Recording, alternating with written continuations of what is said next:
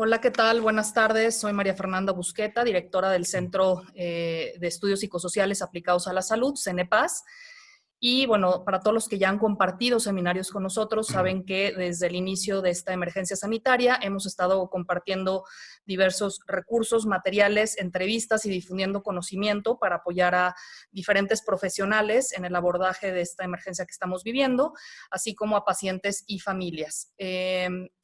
Quiero dar una bienvenida muy especial a todos los profesionales que el día de hoy nos acompañan de los diferentes estados y partes de la República. Entre ellos tenemos gente de Veracruz, Mérida, Zacatecas, Tampico, Baja California, Oaxaca, Puebla, Durango, Morelia, Querétaro, la Ciudad de México y el Estado de México, y de diversos hospitales, tanto del sector público como privado, que se conectaron con nosotros el día de hoy. Entonces agradecemos esta gran convocatoria que se tuvo para este tema tan interesante que ahorita les voy a hablar de él y les voy a presentar a nuestro maravilloso ponente, y esperemos que todo esto pues sea de gran utilidad para su práctica profesional. Y bueno, voy a tener el honor ahora sí de presentar a nuestro ponente, que es el doctor Jorge Montoya Carrasquilla, de quien voy a leer ahorita su semblanza curricular. El doctor Jorge Montoya es médico colombo-español, licenciado en Medicina y Cirugía y especialista en gerontología clínica y gerontopsiquiatría. Es fundador y director de la Unidad de Duelo de Funerarias San Vicente de Medellín, Colombia. Es facilitador de diversos grupos de duelo, entre ellos grupos de padres que han perdido a hijos, grupos mixtos de duelo, de sobrevivientes de suicidio, de duelo ambiguo, de duelo de muerte perinatal, de duelo por muerte de mascotas, grupo de viudas y viudos y el grupo de duelo infantil. Tiene múltiples publicaciones en gerontología, cuidados paliativos y duelo, entre las que destacan por Editorial Trillas, Pérdida, Aflicción y Luto, herramientas para la recuperación tras la pérdida de un ser querido, Cuidados al final de la vida, un acercamiento comprensivo a la enfermedad terminal, Guía del Duelo, Manual para Personas en Duelo, por el Instituto John Bowlby, CACMUN, que es un cuestionario de aproximación al concepto de muerte en la infancia, Guía de Duelo, Caja de Pandora, juego de cartas para el duelo y resolución de asuntos pendientes, Human, juego de cartas para el duelo infantil, Manuel de Pebres en asocio con Acompaña CB de México, por Ediciones Paulinas, El Duelo, Guía de Duelo y Orientación Prácticas, No es fácil decirte adiós, actividades para niños en duelo de 4 a 15 años, Envejecer con alegría, guía para acompañar en la tercera edad. Actualmente se desempeña como director general del Instituto John Bowlby, consultores y gestores de conocimiento en Medellín, Colombia. Es profesor desde 2011 de la Universidad de Málaga en el máster propio universitario en Counseling e Intervención en Urgencias, Emergencias y Catástrofes. Es asesor permanente, consejero y capacitador de la Fundación Acompañamiento y Recuperación AC en México.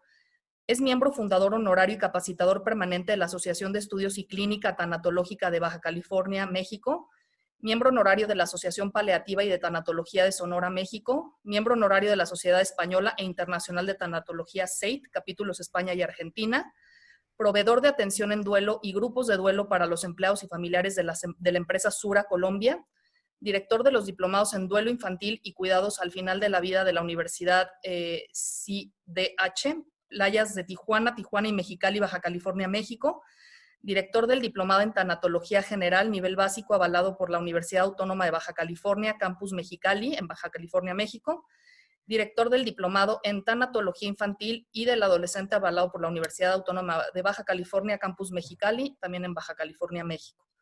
Y finalmente ha sido distinguido con la Medalla Condecoración de Honor al Mérito en Ética y Valores de la Comisión Ética de la Cámara de Representantes del Congreso de la República de Colombia, resolución honores número 173, Bogotá, 25 de febrero del año 2002. Medalla al Mérito Solidario de la Alcaldía de Medellín, resolución número 1040, de 29 de agosto de 2002, y seleccionado como uno de los 20 héroes anónimos de Colombia, edición especial, 20 años de la revista Semana en Colombia. Pues bienvenido, doctor. Muchas gracias por aceptar la participación pues con este tema tan importante que es la importancia del apoyo psicológico en campo o in situ para profesionales de la salud en la primera línea de atención frente al COVID-19. Bienvenido. Muy bien, muchas gracias por la invitación y espero aportarles algunas o alguna herramienta en particular que venimos haciendo hace muchos años. Yo trabajo mucho intervención en crisis de tipo individual y de tipo grupal, básicamente los dos procedimientos que son el debriefing y el diffusing. Hoy hablaré solamente del diffusing, porque es una herramienta que yo he trabajado en Mexicali desde el año pasado, mucho antes de que comenzara esta pandemia, con las clínicas, básicamente con clínicas y hospitales, y que es lo que se viene desarrollando en el Hospital General de Mexicali desde poco antes del inicio de la pandemia y que hemos capacitado ya pues un personal que está acompañando. Básicamente fueron unos psicólogos que están acompañando al personal clínico que de primera línea que atiende pues los pacientes con COVID, que se hacen, pues en este momento tenemos 3 psicólogos que están trabajando porque de todos los voluntarios que se presentaron, que fueron 24, solamente realmente están trabajando 3, ¿no? Entonces, de estos 3, más la doctora que lidera y le acompaña a los psicólogos, pues estamos haciendo muchos diffusing diarios y la verdad es que los resultados son muy buenos. También se está haciendo en la Clínica 30 con una de las doctoras, una doctora de medicina de familia que se capacitó en diffusing y también lo estamos haciendo allá. En Tijuana no hemos podido porque Tijuana tal vez está un poco más desbordado o habría que decir que para hacer esto se necesita un doliente, pues alguien que realmente se comprometa a hacerlo. Bueno, entonces voy a compartir mi escritorio para que empecemos pues la presentación. Eh, Básicamente yo me dedico pues a acompañar personas que pierden seres queridos, ese es como el 99% de mi función. Lo hago unos días aquí en mi ciudad, yo estoy en este momento en Medellín, Colombia, eh, una ciudad tristemente famosa, me imagino que todo el mundo sabe por qué, ¿no? Porque siempre que digo Medellín dicen, ah, Pablo Escobar. Pues sí, pero hay también gente buena, ¿no? Está Juanes, está Maluma, que gusta mucho a mucha gente joven en México, está Sebastián Yatra, está J Balvin, Kenny G también decís que de por aquí, bueno, también hay gente buena. Entonces, vamos a empezar. Ah, bueno, les decía, 15 días aquí y estoy 15 días en Baja California. Solo que con la pandemia pues me tocó aquí. Entonces vamos a hablar de lo que es una versión fast, una versión rápida del diffusing. Yo les ilustro aquí un poquito a medida que voy hablando. La persona que consideramos hoy día como el padre de la intervención en crisis fue un psiquiatra alemán muy especial que yo amo profundamente, que digo que es mi abuelito. Se llamaba Erich Lindemann. Erich Lindemann era psiquiatra, era psicólogo, era neurólogo y médico, por supuesto. Nació en Alemania, en Witten, y emigró a Estados Unidos en 1927 a Baja California. Ah, no, a Massachusetts, porque estudió psiquiatría en Harvard y desarrolló su actividad profesional en el Hospital General de Massachusetts. Allí, en el año 1942, el 27 de noviembre de 1942, los estudiantes de Harvard y de Yale jugaron un partido de fútbol americano y se fueron a celebrarlo por la noche en una discoteca y la discoteca se quemó, hubo un incendio y en este incendio murieron 493 personas y Lindemann, en compañía de Gerald Kaplan, pero básicamente fue Lindemann, acompañaron a los familiares desde 1942 hasta 1944 en que se publica el artículo de sintomatología del duelo agudo en el año 1944, donde se establecieron no solamente una descripción muy clara de lo que es el proceso del duelo, sino los principios básicos de intervención en crisis. De hecho, los modelos actuales de intervención en crisis se basan en el trabajo de Lindemann. Uno de los alumnos de Lindemann fue Slekiu, pues que es el libro tradicional para estudiar intervención en crisis. Entonces, a raíz de los trabajos de él, quedó muy bien establecido el poder curativo de la abreacción o catarsis, de la reflexión, la elaboración, la ampliación, la aclaración y los cambios en el contenido de los recuerdos, que básicamente en eso se fundamentan el debriefing y el diffusing. El debriefing es una técnica que dura entre 2 y 5 horas, muy estructurada, no propia para trabajar en el contexto hospitalario porque es mucho tiempo y los profesionales o están cansados o tienen que trabajar. En cambio, el diffusing, que es una técnica semiestructurada con una duración no mayor de 50 minutos, puede que la primera reunión sea más larguita, pero el resto más o menos en media hora que veremos, eso es el fast diffusing, que es el más indicado para el contexto clínico. En otras palabras, desde los trabajos de Lindemann se reconoce cada vez más el valor terapéutico de la posibilidad de descargar la tensión emocional generada por las situaciones impactantes, que es básicamente eso. Del diffusing no es más que una descarga, una ventilación emocional, que eso se ha hecho siempre, ¿no? Cuando salen los compañeros de trabajar y comentan, ¿qué, cómo te fue? No, pues son unos casos muy complicados, este me recordó mucho no sé qué, y hablan un poco. Eso es un diffusing, lo que pasa es que ahora le vamos a poner una semiestructura y vamos a ver las virtudes que tiene. Lo ideal, porque ustedes han visto, a lo mejor ustedes están en ese plan también de mucha ayuda virtual. El propósito fundamental es más efectivo si se hace in situ, o sea, se hace con los profesionales. En Mexicali lo empezamos a hacer al final del turno de trabajo, pero estaban tan cansados que lo que uno quiere pues es irse para la casa, porque además están con ese traje que agobia muchísimo, entonces le cambiamos el horario y lo hacemos a la primera hora de la mañana dentro de la jornada laboral, pero se hace media horita antes, se reúnen a hacer lo que vamos a ir aprendiendo del diffusing.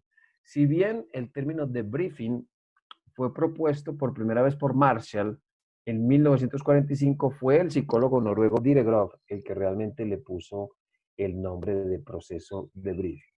El debriefing es un término militar de origen militar, el debriefing y el diffusing, y permaneció en el ámbito militar hasta los años 80 en que se liberó y empezó a crecer de una manera tal que eso le hizo mucho daño porque mucha gente se alejó del protocolo original de Mitchell.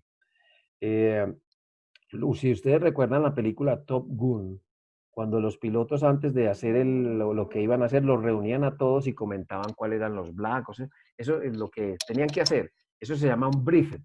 Cuando regresaban, los volvían a juntar y les pedían que contaran qué fue lo que pasó, que descargaran todo lo que habían dicho. Eso es un briefing, un debriefing.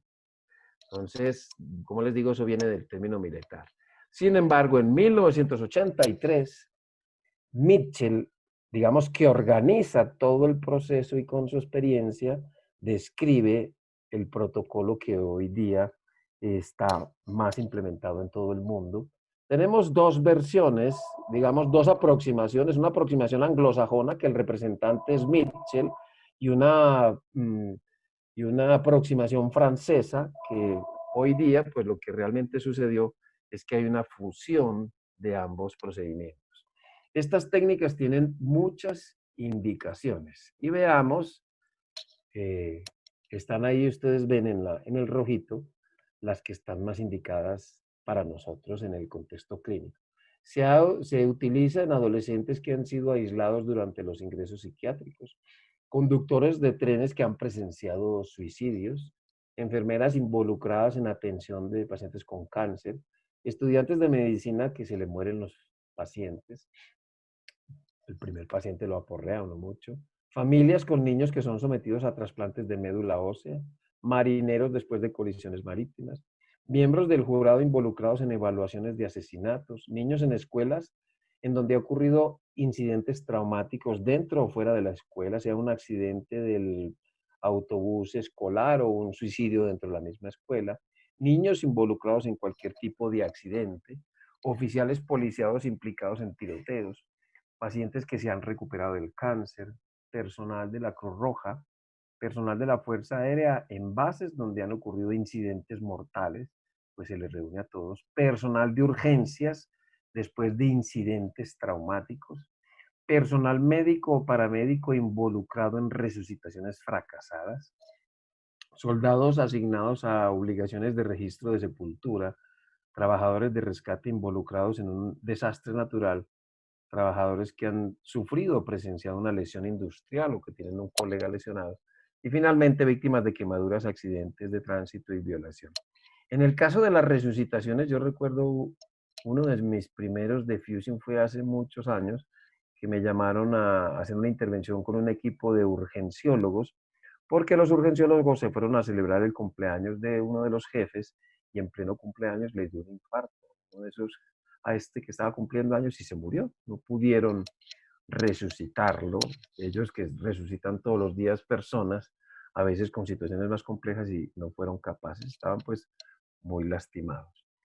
En el contexto clínico actual, les cuento que mi experiencia con ambas estrategias pues es la siguiente. Para trabajar con las familias tras un fallecimiento, utilizo mucho, básicamente utilizo el debriefing, pero una vez termino el debriefing, dentro del desarrollo, sobre todo al final, les enseño cómo hacer un diffusing, porque, a ver, les cuento, un debriefing no tiene límite de personas, aunque puede ser entre promedio unas 20, 25 personas, pero es toda la familia.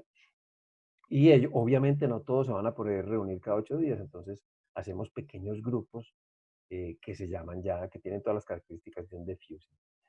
Para familias con pacientes que va a fallecer ante la perspectiva de un fallecimiento, hacemos reuniones familiares que seguramente ustedes las habrán hecho. Lo que pasa es que si le ponemos una estructura, le damos el nombre de debriefing. En equipos de salud, tras incidente crítico o cualquier exposición a un trauma sostenido como está pasando ahora, pues lo indicado en parte por el tiempo y por la semiestructura que tiene el diffusing, pues es lo más viable y lo más útil. Equipos de trabajo tras enfermedad grave de un compañero. Yo trabajo, como ustedes vieron, con esa compañía que se llama Sura. Cuando muere un compañero, le diagnostican una enfermedad grave, pues yo trabajo con los equipos de trabajo porque puede ser un compañero muy querido por todos, muy líder o el líder del proceso en general. En ese ámbito me muevo yo y eso lo estoy haciendo pues desde hace ya muchos años. La clave de estas técnicas consiste en intervenir inmediatamente producido el incidente traumático. O sea, esto no es para hacerlo el mes que viene, no, esto hay que hacerlo cuanto más cerquita lo hagamos. De hecho, ambas técnicas se considera que se deberían hacer en las primeras 24 o 72 horas. El propósito es reducir las cargas emocionales residuales que pudieran haberse desencadenado por la exposición al evento o los eventos críticos. Para ello se busca que la persona pueda simbolizar, es decir, que esa memoria, esa memoria visual, esa memoria se convierta en memoria semántica, o sea, en palabras, que todo lo que vivieron lo traduzcan en palabras. Estos protocolos son entonces, no solo de sostén psicológico, sino que son herramientas fundamentales de intervención en crisis, de intervención psicológica para prevenir, como todo lo que hace la intervención en crisis, prevención del estrés postraumático. ¿Cuáles son los objetivos? Porque si nosotros tenemos claridad en cuáles son los objetivos del diffusing, pues vamos a desarrollar un proceso mucho más adecuado. Primera cosa de objetivo, aliviar la carga de estrés asociado a la situación. Anticiparse a los problemas y prevenir posibles secuelas psicopatológicas del tipo estrés postraumático. Asegurar que se cubran las necesidades básicas de los intervinientes. Facilitar el contacto con los sistemas de atención psicológica si es pertinente. Facilitar la integración de la experiencia por parte de la persona afectada. Favorecer, muy importante, el apoyo intragrupal entre los que se han visto implicados por la misma situación de pérdida. Generar un espacio donde se puedan expresar de forma segura los sentimientos y pensamientos relacionados con lo vivido, un espacio libre de juicios y críticas. Identificar personas que requieran atención profesional posterior, porque son los que están más afectados, y eso se aprecia durante el desarrollo del diffusing. Legitimar y animar la expresión de sentimientos y emociones en torno al evento. Mitigar las consecuencias indeseables de la exposición a estas situaciones. Normalizar en cada una de las personas las reacciones que se están teniendo, evitando de esta manera que se sientan diferentes al grupo, que se sientan como los anormales. Como decía ahí, neutralizar la falacia de anormalidad. propiciar la movilización de recursos de afrontamiento funcionales y reducir la angustia psicológica que se genera después de la exposición a incidentes traumáticos. Como ven, los objetivos están muy orientados a un bienestar. Y el diffusing tiene una particularidad que se define muy bien. La idea es que lo que pasó ese día se quede ese día en el trabajo y no nos lo llevemos para la casa, o que lo que nos podamos llevar para la casa sea un poco menos. Como toda actividad grupal, tiene que tener unas reglas y principios generales. Al habilitar un espacio donde uno se puede expresar, un espacio seguro, es lo que alguno de los autores llamaba una burbuja, es un espacio seguro para expresarse, pues uno puede sentirse un poco más triste porque está empezando a descargar. De hecho, se aprecia mucho aquellos de ustedes que tienen grupos de duelo, pues mucha gente dice, pero este siempre que viene aquí se pone a llorar. Claro, es que mucha gente se aguanta toda la semana o se siente mejor a lo largo de la semana y no espera sino que llegue ese día al grupo para descargar. Este tipo de procedimientos está basado en principios de intervención en crisis y principios educativos más que psicoterapéuticos. La participación debe ser voluntaria. Los participantes son libres de hablar acerca de sus sentimientos, reacciones y pensamientos. Sentimientos, reacciones y cogniciones o pensamientos, que es la base de las dos técnicas, como veremos. No se obliga a la participación de nadie ni que tenga que hablar. Ninguna información será comentada fuera de este contexto. No es sustituto de la psicoterapia, no es psicoterapia, es una estrategia de prevención secundaria. No se obligará, no se hablará de nadie que no sean ellos mismos, no se harán descansos, aunque si la persona te quiere al baño, pues puede salir, o si te quiere hacer una llamada urgente, pues puede salir, pero una vez que empieza, nadie más entra en ninguno de los dos procedimientos. No se plantea para solucionar problemas, sino para mitigarlos y promover estrategias de afrontamiento. Se debe garantizar la confidencialidad de todo lo que ocurre en la sesión. Se debe respetar y adaptarse al ritmo que marca el propio grupo, incluso al nivel al que pudieran llegar. Se deben eliminar interrupciones, es decir, un diffusing o un debriefing no se puede hacer en un pasillo donde está circulando gente o está sonando constantemente un teléfono. No. Eliminar al máximo las interrupciones, y de hecho una de las tareas pues es también silenciar los celulares. Y una vez comenzado, como les decía, no debe incorporarse ninguna persona más, porque no nos podemos devolver cada vez que esté entrando alguien. Entonces tiene que ser un grupo cerrado. Entonces, el propósito fundamental, como le digo, es evitar el estrés postraumático, pero también la función previa al estrés postraumático también es evitar la fatiga compasional de los equipos de salud, o sea, lo que en inglés llamamos el burnout, que tiene muchos nombres. Síndrome de desgaste profesional, síndrome de desgaste ocupacional, de desgaste por empatía o compasión, síndrome de trabajador desgastado o consumido, síndrome de quemarse por el trabajo, de la cabeza quemada o el burnout. La clasificación internacional de enfermedades, la edición número 10, lo tenía clasificado con el código Z73.0 y le llamaba como tal, síndrome de burnout. Y estaba en el capítulo de problemas relacionados con el control de la vida. La CIE 11 pues hizo un progreso y lo clasificó en el capítulo de problemas asociados con el empleo y el desempleo, le cambió el código y ahora le llamamos síndrome de desgaste ocupacional. La palabra fatiga compasional la utilizan mucho los veterinarios, los médicos veterinarios en relación con cuando se aplican muchas eutanasias, pues es un término que se ajusta mejor, sobre todo porque es en términos castellanos y no con el anglicismo o la palabra anglosajona del burnout. ¿Qué es exactamente entonces el burnout? Motivo por el cual queremos implementar el diffusing, que debería de ser reglamentario para evitar precisamente esto y que esto nos lleve al estrés postraumático. La palabra burnout es un término anglosajón que significa estar quemado, desgastado, exhausto y haber perdido la ilusión por el trabajo. Ha habido muchas maneras de entenderlo. Hay varios modelos propuestos de aproximación a por qué nos quemamos. Sin embargo, pues ese no es el tema que nos toca, y la definición más conocida del burnout es la descrita por las psicólogas Maslach y Jackson en los años 80, que lo configuran como un síndrome tridimensional. Un agotamiento sensación de no ser capaz de ofrecer más de sí mismos a nivel emocional. Y eso es lo que no queremos que los compañeros de primera línea vivan. Y ustedes saben que con esta mortandad, si no lo hacemos cuanto antes, pues se van a agotar emocionalmente muy rápido. Suspicacia o escepticismo, actitud distante hacia el trabajo, hacia las personas a las que se está ofreciendo el servicio y también hacia los compañeros de trabajo.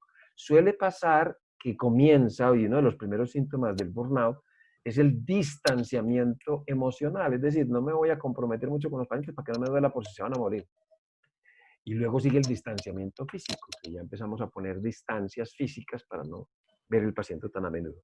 Y finalmente, ineficacia, sensación de que no estamos haciendo bien las cosas, de que esto nos desbordó, de que somos incapaces o incluso que somos incompetentes.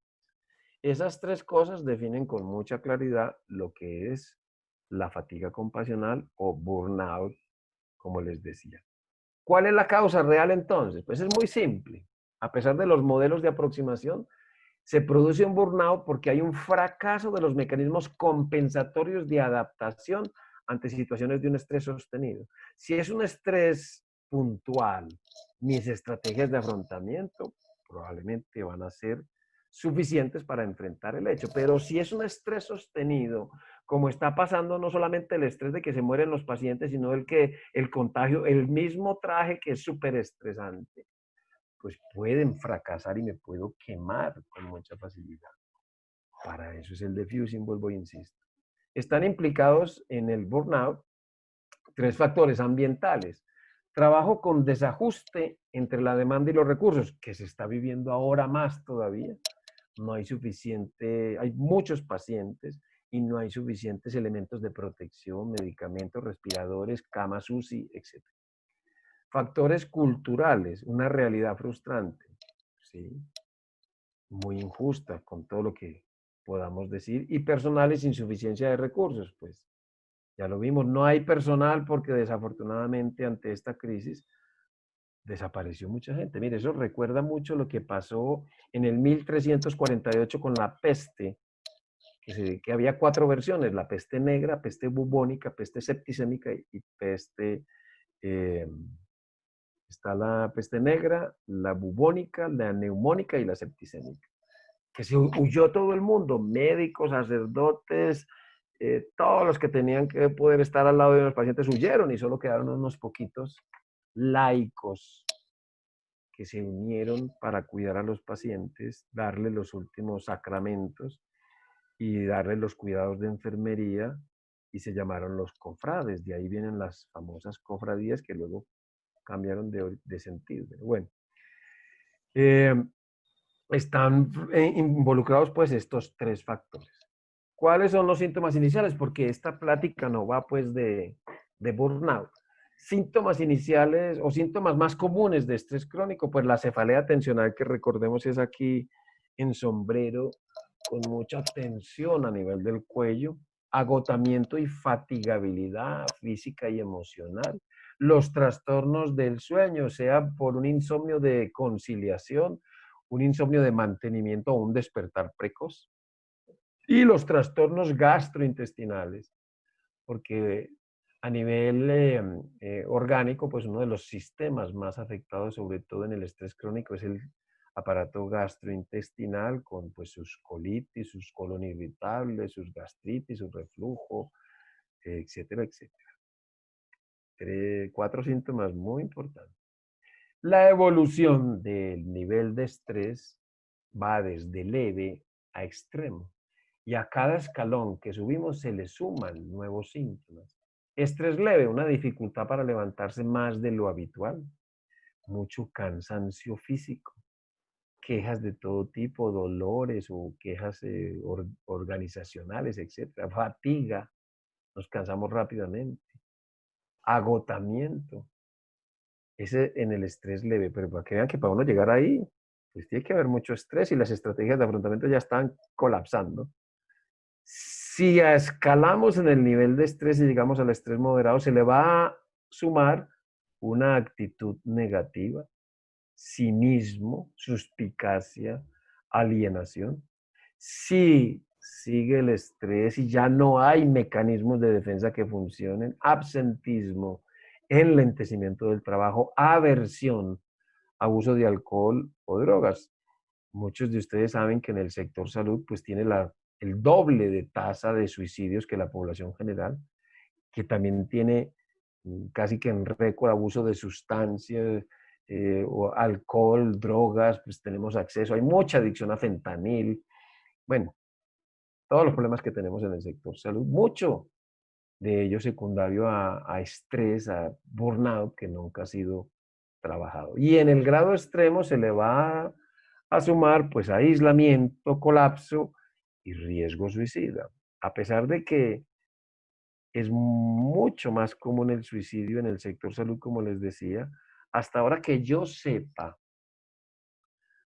porque también uno a veces no quiere oír tantas noticias, pero que yo conozca, van dos suicidios. Uno en Europa, me parece que fue en Italia, de una doctora, y otro en Estados Unidos, hace muy poquito, también de una doctora. Seguramente hay muchos más suicidios, porque el subregistro de los suicidios siempre es del orden del 50%. Entonces ven cómo escala el nivel de presentarse en nuestro sector en forma de dos presentaciones. Síndrome del odio a los cuidados. Cuando estamos quemados podemos caer en este síndrome, caracterizado por falta de entusiasmo por los cuidados, tensión, irritabilidad, frustración, cinismo y negativismo asociado a una falta de sintonía. Ya no me siento bien aquí, no sintonizo con los demás. Reducción de las horas de trabajo efectivo, relajación de las obligaciones y el tópico característico de ¿para qué me voy a molestar si esto no tiene cura? ¿Para qué me voy a molestar si igual se va a morir? Y el síndrome de Superman, el síndrome del debo hacerlo todo. Entre los dos extremos, digamos que estos son los dos extremos del espectro, pues pueden haber mezclitas de cosas, ¿no? Este síndrome se caracteriza por un excesivo compromiso y dedicación, aumento de las horas diarias de trabajo, con mucho entusiasmo, aunque con menor productividad, disminución de la sensibilidad a las necesidades emocionales. Va progresando el estrés y ya hay una disminución de la sensibilidad a las necesidades emocionales del paciente y de otros compañeros. Adelanto de trabajo que puede ser aplazado para otro momento y el tópico característico de solo yo lo hago bien, solo yo trabajo. No queremos que llegue ninguno de los dos, por eso tenemos que empezar a ponerle pues mucho remedio a este asunto. Signos de alarma, para que le pongamos una palomita a ver si no es que nos está acercando a nosotros. Cambios de comportamiento no habituales.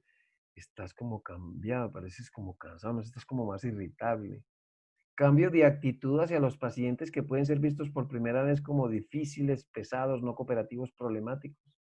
Cambio de actitud en relación a otros cuidadores.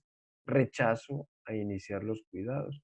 Intensificación de los mecanismos de defensa, particularmente los no habituales que enseguida veremos. Disminución de la autoestima, rigidez de conducta y cambios físicos, emocionales y de los hábitos de vida. Fatiga emocional y física, aumento de la presión arterial, migraña, espasmos musculares, especialmente cervicales.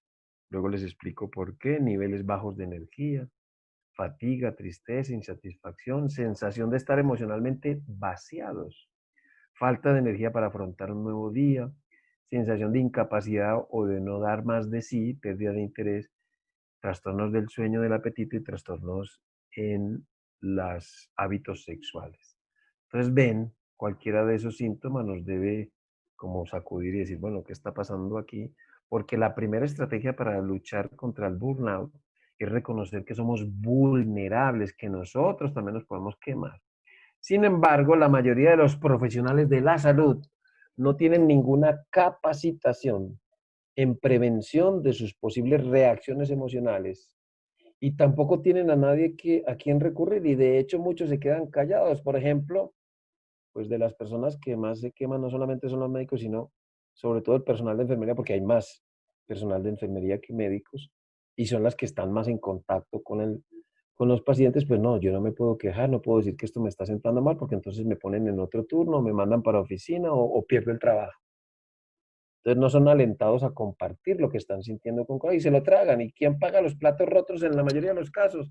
Pues los pacientes. ¿Cómo? Con un distanciamiento físico o distanciamiento emocional. No me voy a comprometer más, me voy a relajar en mis actividades.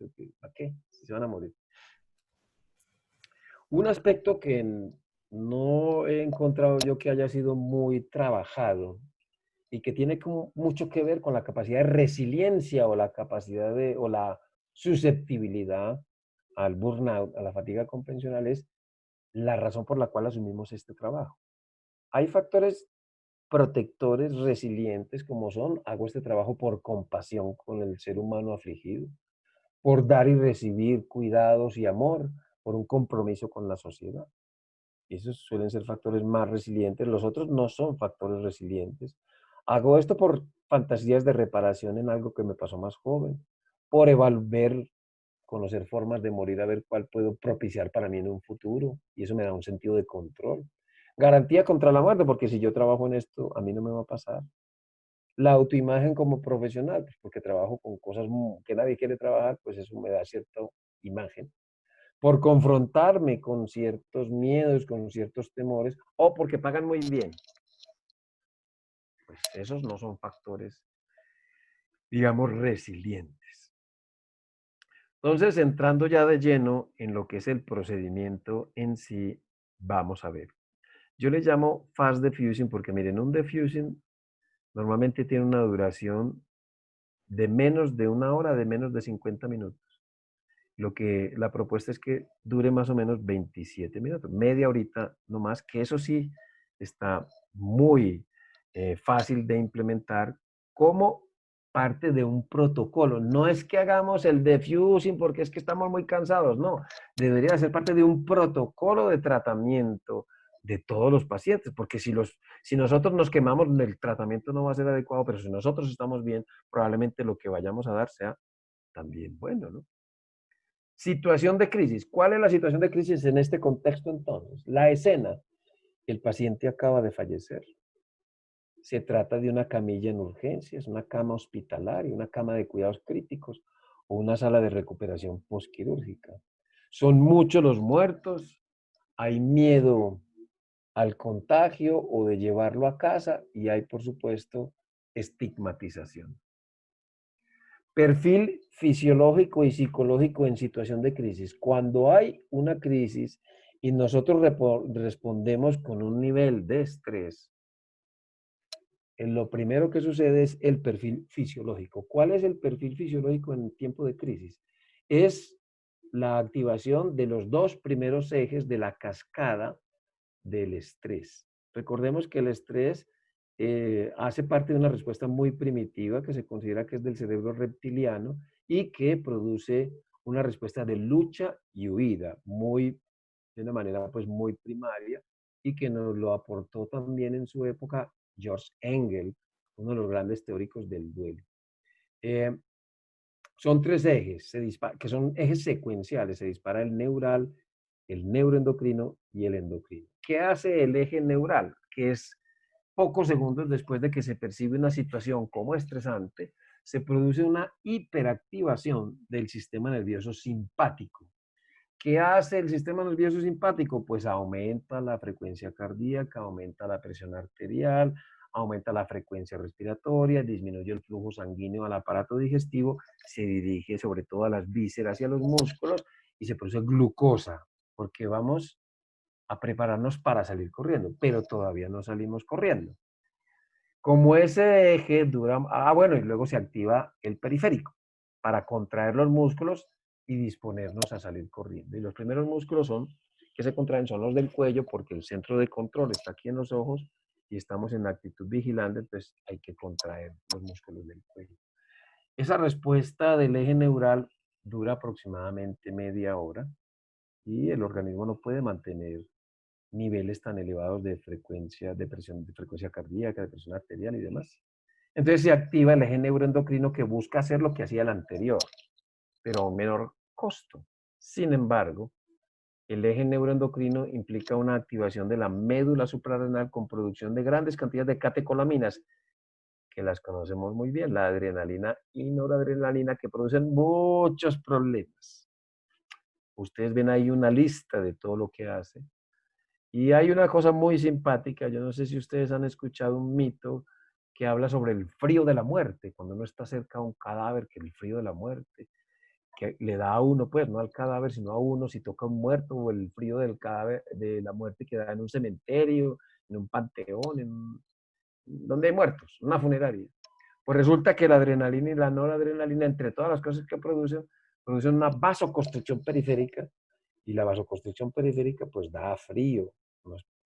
Alguna vez dije eso y me dijeron, ay doctor, usted le quitó la parte romántica a la muerte. Pues sí, pero ahí está la razón. De hecho, este eje neuroendocrino es el responsable del aumento en la mortalidad cardiovascular, que sabemos que aumenta 21 veces, un poco más de 21 veces las primeras 24 o 48 horas. O sea, la probabilidad de sufrir un infarto o un accidente vascular cerebral después de una pérdida significativa o un estrés severo, pues aumenta todo esto.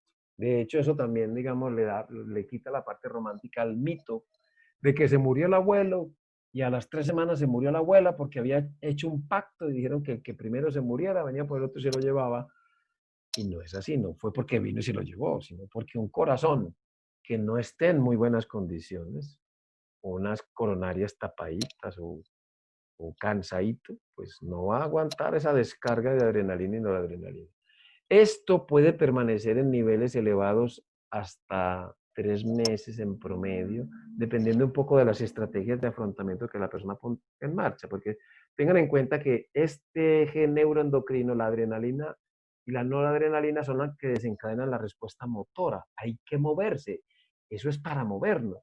Entonces, si la persona aprendió que en el duelo, que en las situaciones de estrés hay que moverse para gastar estas hormonas, pues probablemente no duren tanto tiempo altas, pero si la persona no lo sabe, el organismo tampoco puede mantener niveles elevados de estas hormonas, entonces se dispara el eje endocrino, que son varias hormonas que buscan lo mismo que el segundo eje.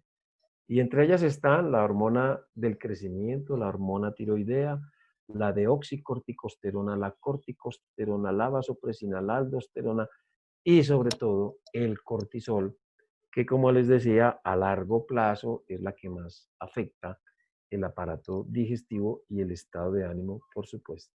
Ese es el perfil fisiológico de la gente eh, cuando comienza la situación estresante. Si persiste durante mucho tiempo, pues ya van viendo lo que va pasando. ¿Cuál es el perfil psicológico ante la crisis, en particular cuando hay mucha mortandad? Pues un shock emocional. Y todos los estados de shock emocional se asocian a un fenómeno descrito por Lindemann, formalizado por Caprio, que conocemos como anulación psíquica.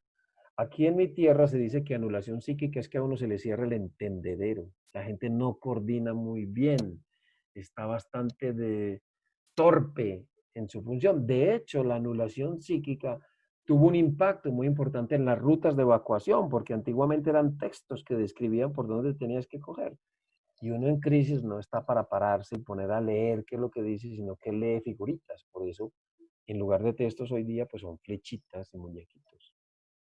Y otro aspecto todavía más importante para nosotros de la anulación psíquica es que si mi capacidad para coordinar, para entender, para procesar adecuadamente la información cognitiva está entorpecida, para mantener el contacto con la realidad me vuelvo hipersensible, o sea, cojo información no verbal y paraverbal. Entonces, toda persona en crisis es muy sensible a la comunicación no verbal, gestos, expresión de los ojos y movimientos del cuerpo, de la cabeza, etcétera, y paraverbal al tono en que les hablamos, al tono en que se les habla o la velocidad con que les habla. Y de hecho, pues la gente, los familiares de los pacientes que fallecen, pues se le añade la crisis de que, miren, como yo no, me dicen, su papá se murió, pero yo no entiendo muy bien, pero si veo el cuerpo muerto, digo, pues sí, se murió. Pero como ya no estoy viendo cuerpo muerto porque no me lo dejan ver, eso está dificultando todavía más el, el duelo en sí, porque necesitamos, la mayoría de los seres humanos necesitamos una confirmación real, porque de hecho ver un cuerpo es una confirmación de que sí es verdad que se murió. Entonces, digamos que eso tampoco los va a traumatizar y no hay que hacer pues todo un escándalo de esto, pero sí puede dificultar un poco más el proceso de recuperación tras una pérdida. Las personas solemos responder a una crisis de forma muy similar a como lo hemos hecho en situaciones anteriores. De hecho, si ustedes ven a una persona hoy respondiendo a una crisis, lo que están viendo es casi una radiografía de cómo lo ha hecho antes. Sin embargo, si la crisis es de una gravedad no experimentada antes, como es lo que está pasando ahora con el COVID, la tendencia será a reactivar formas más primitivas de afrontamiento que se los mencionaba hace un rato, que aquí están. Estas estrategias de afrontamiento de uso ocasional son muy beneficiosas. Sin embargo, ante la crisis pueden verse sobreutilizadas. Negación. La persona bloquea cosas externas para que no formen parte de la conciencia y por tanto tratar diversos aspectos de la realidad como si no existiera. No, yo no estoy en riesgo. Fíjense que todas estas estrategias son lo que llamamos estrategias de negación, que no solamente es un mecanismo de defensa, son los otros. Represión, los otros también. La persona borra eventos y pensamientos que serían dolorosos si se mantuvieran a nivel consciente. No, se me han muerto 3 o 4, los borro de mi memoria y me concentro en esto. Supresión. El individuo se enfrenta a conflictos emocionales evitando intencionadamente pensar en el problema que le produce malestar. Entonces me concentro en el protocolo, por ejemplo. Es que hay que seguir el protocolo, porque es que si no sigo el protocolo, mi pensamiento se va para esa muerte y esa tragedia. Proyección. La persona atribuye sus propios pensamientos, motivos o sentimientos a otra persona. Es el otro el que está triste. Es el otro el que no está respondiendo bien, etc. Desplazamiento. La persona redirige un impulso originalmente dirigido al ausente o a una persona en particular hacia otra persona u objeto con el ánimo de poder descargarlo. Mi frustración ante mi fracaso de ciencia médica porque yo estudié para curar y se me está muriendo todo el mundo, pues esa frustración la descargo en otra persona o en una institución. Regresión. La persona regresa a situaciones anteriores más inmaduras como una forma de refugiarse y protegerse y enfrentar lo que le pasa. Y la formación reactiva. Los impulsos no solo se reprimen, sino que además se controlan exagerando el comportamiento opuesto. Como ven ustedes, todos estos mecanismos que de uso ocasional son muy buenos, se pueden empezar a utilizar más de lo habitual ante la crisis. Por otra parte, las manifestaciones naturales del duelo, porque miren, cuando yo empecé a trabajar con grupos, eh, hace más de 30 años, me dijeron alguna vez, trabajando pues en el duelo con ellos, me dijeron, doctor, ¿a usted se le ha muerto alguien? Y yo me puse a pensar, le dije, no, porque yo no se me había muerto nadie, ¿no? Yo empecé esto por mi formación en cuidados paliativos, fue que me metí por ahí, ¿no? Me quedé, se me morían los pacientes o se morían los pacientes más bien y yo me quedaba con los familiares ahí, por el año 88. Y ahí fue que me quedé. Entonces me dijeron, ¿usted se le ha muerto a alguien? Y dije, no. Y después me quedé pensando y dije, pues sí, a mí sí que se me ha muerto gente, se me han muerto muchos pacientes con los cuales uno establece una relación más o menos importante y nunca lo había contemplado. Pues a nosotros se nos muere mucha gente, la gente cree que es que no hemos vivido eso, no sabemos qué es eso, sí que lo sabemos. Entonces, los síntomas propios de la fase inicial del duelo pues pueden verse distorsionados porque sucede un poco a muchos de ustedes que están trabajando en primera línea, les puede suceder un poco como le pasa a los enfermos terminales, que viven un duelo que llamamos de progresión aritmética. Pierdo algo, no me da tiempo de recuperarme porque viene otra pérdida y tampoco me da tiempo porque viene otra y otra y otra y otra. Y eso termina siendo una mezcla terrible de muchos síntomas. Ahí tienen ustedes los síntomas de la fase inicial del duelo, de la primera fase que llamamos la fase de aflicción aguda, incredulidad, confusión, inquietud, a ratos niego, a ratos acepto. Recordemos que la aceptación hay una aceptación intelectual aquí que es inmediata, que es la pelea que tengo constantemente, de no, esto no puede ser verdad, se equivocaron. La aceptación emocional la situamos más a nivel del corazón y es mucho más tardía. anulación psíquica que les mencioné, las famosas oleadas de angustia aguda que son típicas de la fase inicial del duelo, que de pronto por cualquier cosa puede ser simplemente que este paciente nuevo me recordó de forma aguda lo que pasó con el anterior y se disparó una oleada de angustia aguda que parece una crisis de pánico. De hecho, mucha gente acude a urgencias en una oleada de angustia aguda y sale con el rótulo de trastorno de ansiedad con crisis de pánico. Es una sensación súbita como si a uno le cayera un jarro de agua fría encima, con una opresión en el pecho, un vacío en el abdomen, unas intensas ganas de llorar, pensamientos con el ausente. Llora la persona, hace su descarga, se calma y al rato vuelve y juega. Cada vez que algo o alguien le recuerda la crisis que vive. Pensamientos obsesivos que pueden ser muy repetitivos y muy angustiantes. Estos días por ahí estaba circulando en Face la imagen de un paciente que aparentemente era joven con una dificultad respiratoria terrible. Eso para una persona, a un médico que no esté acostumbrado a hacer eso, puede ser absolutamente terrible. Y esa imagen, como los flashbacks, como se puede estar repitiendo. Pues de hecho los pensamientos obsesivos son esas imágenes, cómo quedó, cómo murió, si encontré el cuerpo. Y les cuento, hace muchos años una mamá, cuando no había celulares, para que vean que eso fue hace mucho tiempo, porque vivíamos cuando no había celulares, vino precisamente con un pensamiento obsesivo que la tenía muy mortificada porque fue a visitar a su hijo y lo encontró. Cuando abrió la puerta estaba colgado del techo de una cuerda, o sea, se había ahorcado el muchacho. Y esa imagen no se le quitaba de la cabeza. Entonces, en aquel entonces le dije que buscara una foto, de esas fotos que todos tenemos, que uno ve la foto y lo primero que pasa es que se ríe uno porque fue muy graciosa o se tomó en un momento muy gracioso o muy tierno. Puede ser foto de cualquier cosa, pero que sea muy graciosa.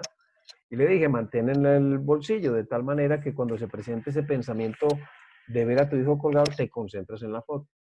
Y de estarlo haciendo, ya no tiene que sacar la foto, sino que el mismo cerebro trae la imagen y la bloquea. Eso se llama la estrategia de competencia de estímulos, que es de hecho un cambio de atención, ¿no? Eh, a mis pacientes les ha sido muy útil. El secreto está en que sea muy buena. Hoy día, pues con los memes que tenemos, pues mucho mejor.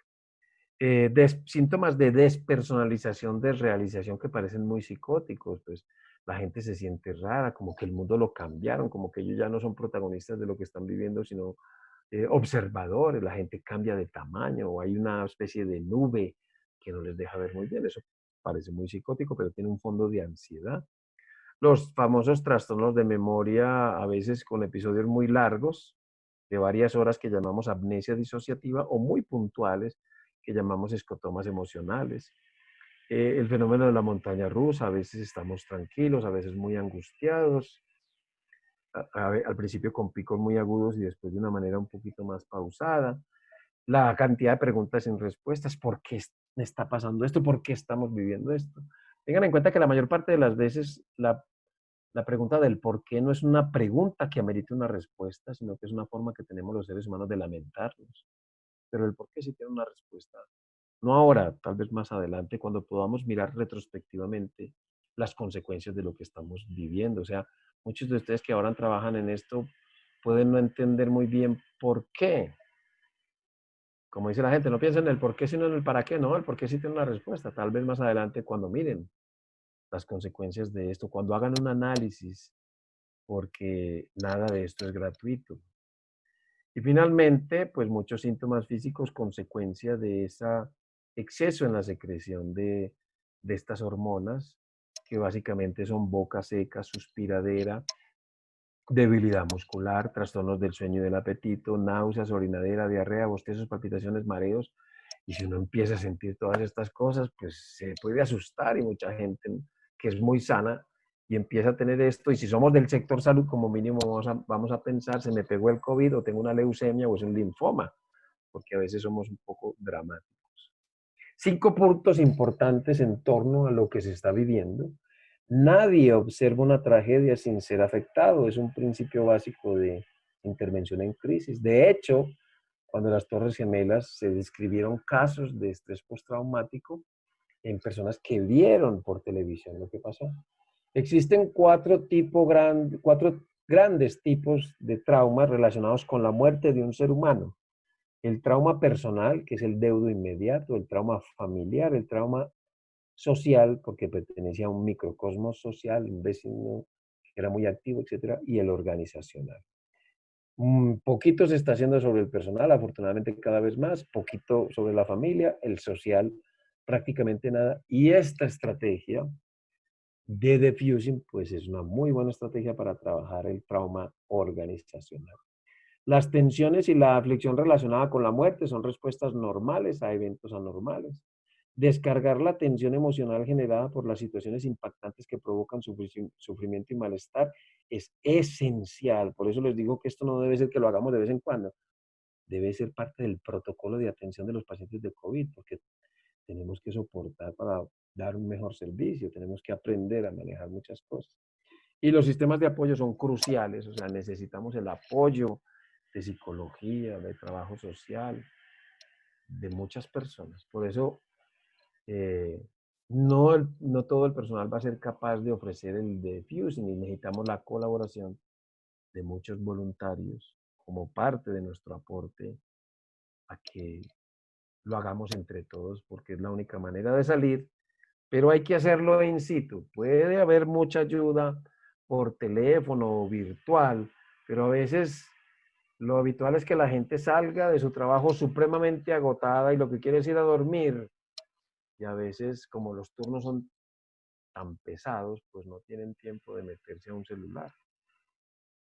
Y por la mañana van a trabajar.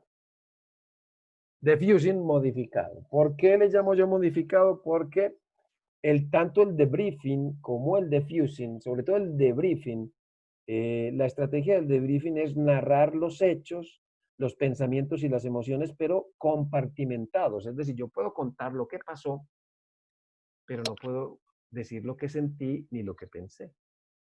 Puedo contar lo que pensé, pero no puedo decir lo que sentí, sino que terminamos todos los que participamos de decir lo que pensamos y empieza la siguiente ronda a contar qué fue lo que sentimos y así.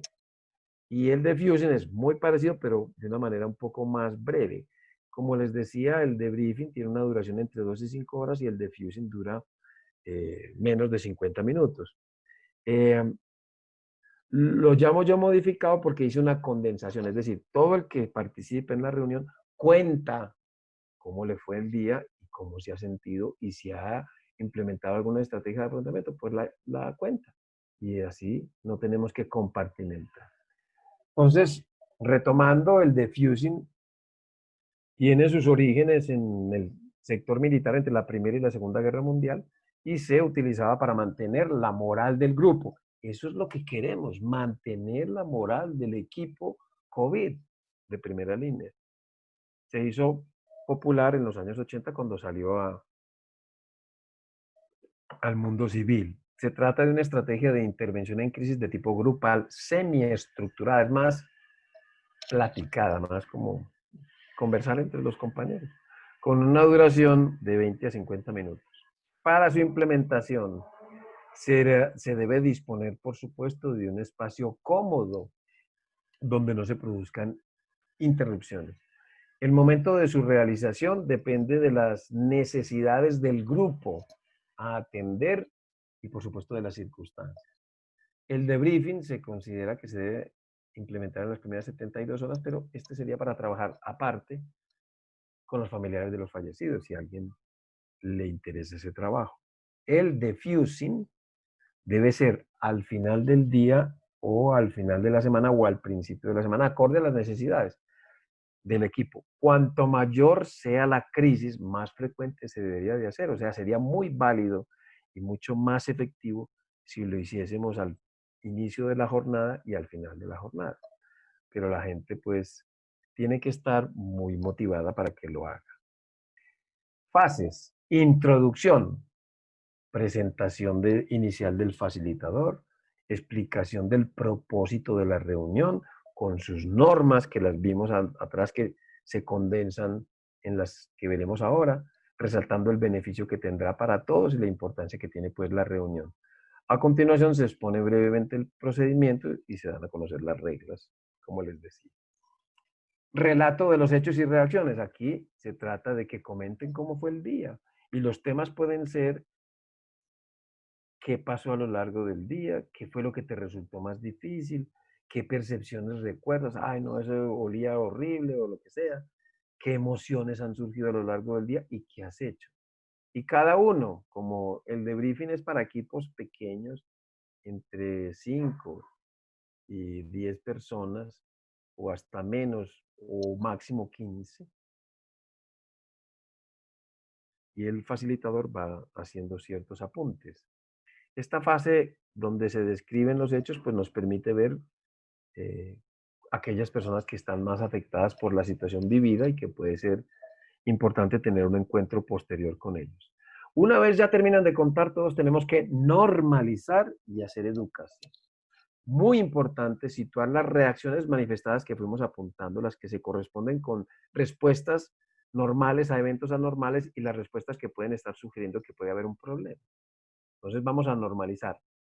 Es decir, situar en un contexto de reacciones esperables ante situaciones como estas. Yo ya no uso mucho la palabra respuestas normales a eventos anormales porque me parece que a veces en el contexto de crisis normal parece muy castrante. Es que es normal con lo que estás sintiendo. Pues ¿para qué voy a hablar si todo es normal? También no solamente vamos a notar las reacciones eh, que se ajustan a estas crisis, sino también las que pueden orientar hacia un cuadro depresivo, a una ansiedad grave, a un riesgo de suicidio. También en el desarrollo del discurso vamos a identificar los recursos que ellos han implementado, las estrategias que han puesto en marcha, las tenemos que identificar. Y vamos a proponer nuevas estrategias. Estrategias de forma individual, por ejemplo, hacer ejercicio. Recuerden que hay un exceso de adrenalina, noradrenalina y en algunos casos hasta cortisol. Escribir, silla vacía modificada, técnica de la meditación en 1 minuto. Estrategias de afrontamiento como grupo, un diffusing semanal o diario, lo que sea, conmemoraciones, un anecdotario, porque vale contar anécdotas graciosas de lo que pasó en el día, porque la risa también sana mucho, es muy buena estrategia. Y como grupo también podemos aprender la técnica de la meditación en 1 minuto. Y si vamos a continuar con las reuniones, que es lo ideal, pues pondremos tareas para la siguiente. Bueno, vamos a ver cómo nos va, vamos a implementar un poco de ejercicio, vamos a hacer este deporte, vamos a empezar a escribir, lo que sea. Y en la siguiente sesión pues hacemos una revisión de las tareas, nos ponemos al día, bueno, cómo se han sentido desde la última vez que hablamos o desde esta mañana que hablamos, ha habido tiempo de poner alguna estrategia y si se pudo poner qué resultados se ha tenido, etc. Finalización. Antes de dar por finalizada la reunión, se dará la posibilidad para que pregunten o hagan algún aporte que consideren importante. Y en el seguimiento, pues lo ideal es, como les digo, es hacerlo diario, 2 veces al día, dependiendo de las crisis, o 1 vez a la semana. Y si la gente definitivamente no quiere hacer ningún seguimiento, pues podemos establecer, si hicimos un primero, ponernos en contacto unos días después. En situaciones no como las que vivimos, se recomienda a las 3 o 4 semanas, pero en las situaciones en que vivimos, hay que hacerlo por lo menos interdiario o a más tardar 1 vez a la semana. Si no es que no han implementado, pues como les digo, el diffusing en su servicio. Aproximación terapéutica según los niveles de exposición. Para los personales de primera línea, intensivistas, urgenciólogos, internistas, enfermeras, terapeutas respiratorios, otro tipo de terapeutas, personal auxiliar, porque también se incluye los de, no sé cómo es que ustedes dicen, los que hacen la limpieza, los que llevan cosas, pues lo ideal es hacer el diffusing. Pausas activas, como ejercicios de estiramiento en cada pausa activa. Una nutrición adecuada, por supuesto, porque las situaciones de estrés consumen muchas coenzimas y hay que meterle vitaminas a este asunto. Hidratación en particular, mantener agua fría, porque el agua fría cuando pasa, cuando entra a la garganta, recordemos que produce una respuesta vagal, o sea, activa el parasimpático que hace lo contrario del simpático. O sea, de hecho, el agua fría es mucho más tranquilizante que una bebida caliente. Técnicas ligeras para el control del estrés, como la técnica de la meditación en 1 minuto. Buscar con las estrategias un sueño regular y como alternativa, si vamos a usar algún medicamento por encima de benzodiazepinas y antidepresivos que no están indicados, lo ideal sería usar propranolol. Aquellos médicos y enfermeras que estén escuchando saben muy bien la utilidad que tiene el propranolol. Los que no lo saben, les cuento que el propranolol es un medicamento que se usa para la presión arterial en dosis altas, pero también se usa para el temblor esencial, para la profilaxis de la migraña, incluido en niños. Se usa para la tirotoxicosis, o sea, para el hipertiroidismo, para tratar algunos de los síntomas de esta enfermedad. Se usa para la presión alta en dosis altas. Se usa para los miedos. Esto es mucho más efectivo que un whisky para el miedo de los aviones, pero la gente no se lo toma. Y se usa a nivel mundial mucho para el miedo escénico, o sea, para la gente que tiene que hablar en público, en la televisión o en la radio, que le da un poquito de susto. ¿Qué hace el propranolol? Es un beta bloqueador, o sea, bloquea los receptores beta de la adrenalina. O sea, estamos yendo directamente al blanco, bloqueando un poquito la adrenalina. No tiene efecto en el sistema nervioso central a las dosis de 40 miligramos y de hecho no lo tiene. Máximo 80 miligramos, no te baja la presión. Tiene más efectos secundarios un paracetamol que un propranolol de 40 miligramos. Obviamente debe ser recetado por un médico. Contraindicaciones, pues prácticamente ninguna, solamente si la persona está tomando un medicamento del mismo grupo al mismo tiempo. En segunda línea tenemos los médicos de apoyo de otras especialidades, ambulancias, policía, bomberos. Lo indicado también un diffusing, probablemente no con tanta frecuencia como en los de primera línea. Ejercicio, por supuesto, nutrición adecuada, sueño regular, técnicas ligeras para el control del estrés y el propranolol sería completamente opcional. Tercera línea, para el público en general, información adecuada y dosificada, preferentemente escrita por el fenómeno de la anulación psíquica, que es lo que se va a realizar, incluidas las despedidas virtuales. Y en caso de fallecimiento, describir todo el procedimiento por escrito, porque les digo que la capacidad de coordinar la información está muy alterada. Para los niveles de estrés, pues también tenemos otra aproximación. En el estrés leve, ejercicio, nutrición adecuada, yoga, meditación, tai chi, cualquiera de estas técnicas es muy buena. Sueño regular, técnicas para el control del estrés, ensayo conductual, potenciación del autocontrol, propranolol. En el estrés moderado ya necesitamos intervención psicológica y propranolol se puede usar también en compañía de la intervención psicológica. Ya para el estrés grave necesitamos intervención psiquiátrica y probablemente una baja laboral temporal, y en el estrés extremo muy seguramente una hospitalización en psiquiatría, baja laboral prolongada o incluso una reubicación laboral porque la persona ya no va a poder trabajar en eso que hacía antes. Por eso no podemos permitir que el nivel de estrés llegue a esos extremos. Entonces, resumiendo, pues el Fast Diffusion, tenemos un encuadre de 2 minutos, propósito de la reunión y reglas del grupo. El objetivo principal es la descarga emocional en un marco de contención seguro. Ponga el celular en silencio. Todo lo que se exprese, se diga y se discute es confidencial. Nadie tiene o está teniendo una respuesta perfecta a la situación. Se busca compartir y aprender nuevas estrategias de afrontamiento, básicamente. Fíjense que se redujeron a 4. Relato de los hechos, 25 minutos. Se trata de que los participantes comenten de forma individual lo que han vivido, cómo se han sentido y cuáles han sido sus pensamientos y reacciones. Durante la presentación individual pueden contarse anécdotas y eso no va a alterar el desarrollo del diffusion. Normalización y educación, ya lo vimos, es fundamental. Se normalizan las reacciones que se han tenido, se exploran qué estrategias de afrontamiento han puesto en marcha o se anima a que movilicen recursos y se enseñan algunas estrategias individuales o grupales. Individuales, ya vimos, pausas activas cortas de 5 minutos con estiramiento. Escribir un diario de lo que están viviendo. La idea es que sacar todo lo que tenemos dentro y no dejarlo. o hablar de lo que nos está pasando. Podemos hablar solos mientras vamos a la casa conduciendo el carro o caminando, lo que sea, que eso lo llamamos técnica de la silla vacía modificada. Las conjuntas, como equipo, la técnica de la meditación en un minuto es una maravilla. La pueden buscar así en YouTube. Técnica de la meditación en un minuto, porque tiene una enorme ventaja y es que nunca se hace más de un minuto, sino que lo que se busca es que el minuto se reduzca a un instante, de tal manera que si ustedes en un instante logran lo que hacían en un minuto, pues el día va a estar lleno de instantes de meditación. Y como les dije en las segundas reuniones y demás, una puesta al día y luego ya seguimos con el desarrollo normal del diffusing.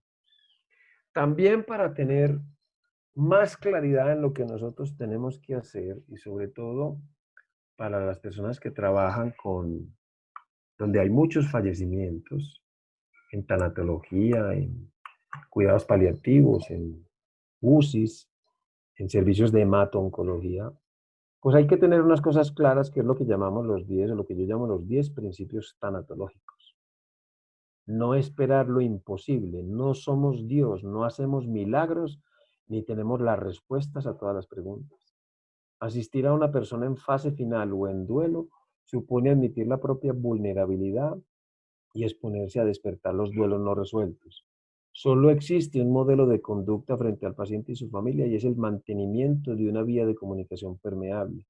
No somos inmunes al dolor del otro, si bien su tragedia es una oportunidad de darle el justo don, un aporte de Eisler en el año 1955, donde el paciente o la muerte del paciente también muere algo de nosotros, aquello que le dimos, nuestro justo don, lo más valioso que tenemos, que es nuestro saber, nuestra empatía, nuestro amor, nuestro cariño, etcétera, nuestro tiempo. La flexibilidad y la adaptabilidad de los comportamientos debe ser la única norma común. Flexibilidad y adaptabilidad. La esencia misma de los cuidados al final de la vida y al deudo es acompañar y no quitar el dolor. Es preciso reconocer que las necesidades del paciente y su familia cambian con el tiempo. Contextualice siempre las dificultades que se presenten. O sea, enterémonos muy bien qué fue lo que pasó, sin emitir juicios a priori.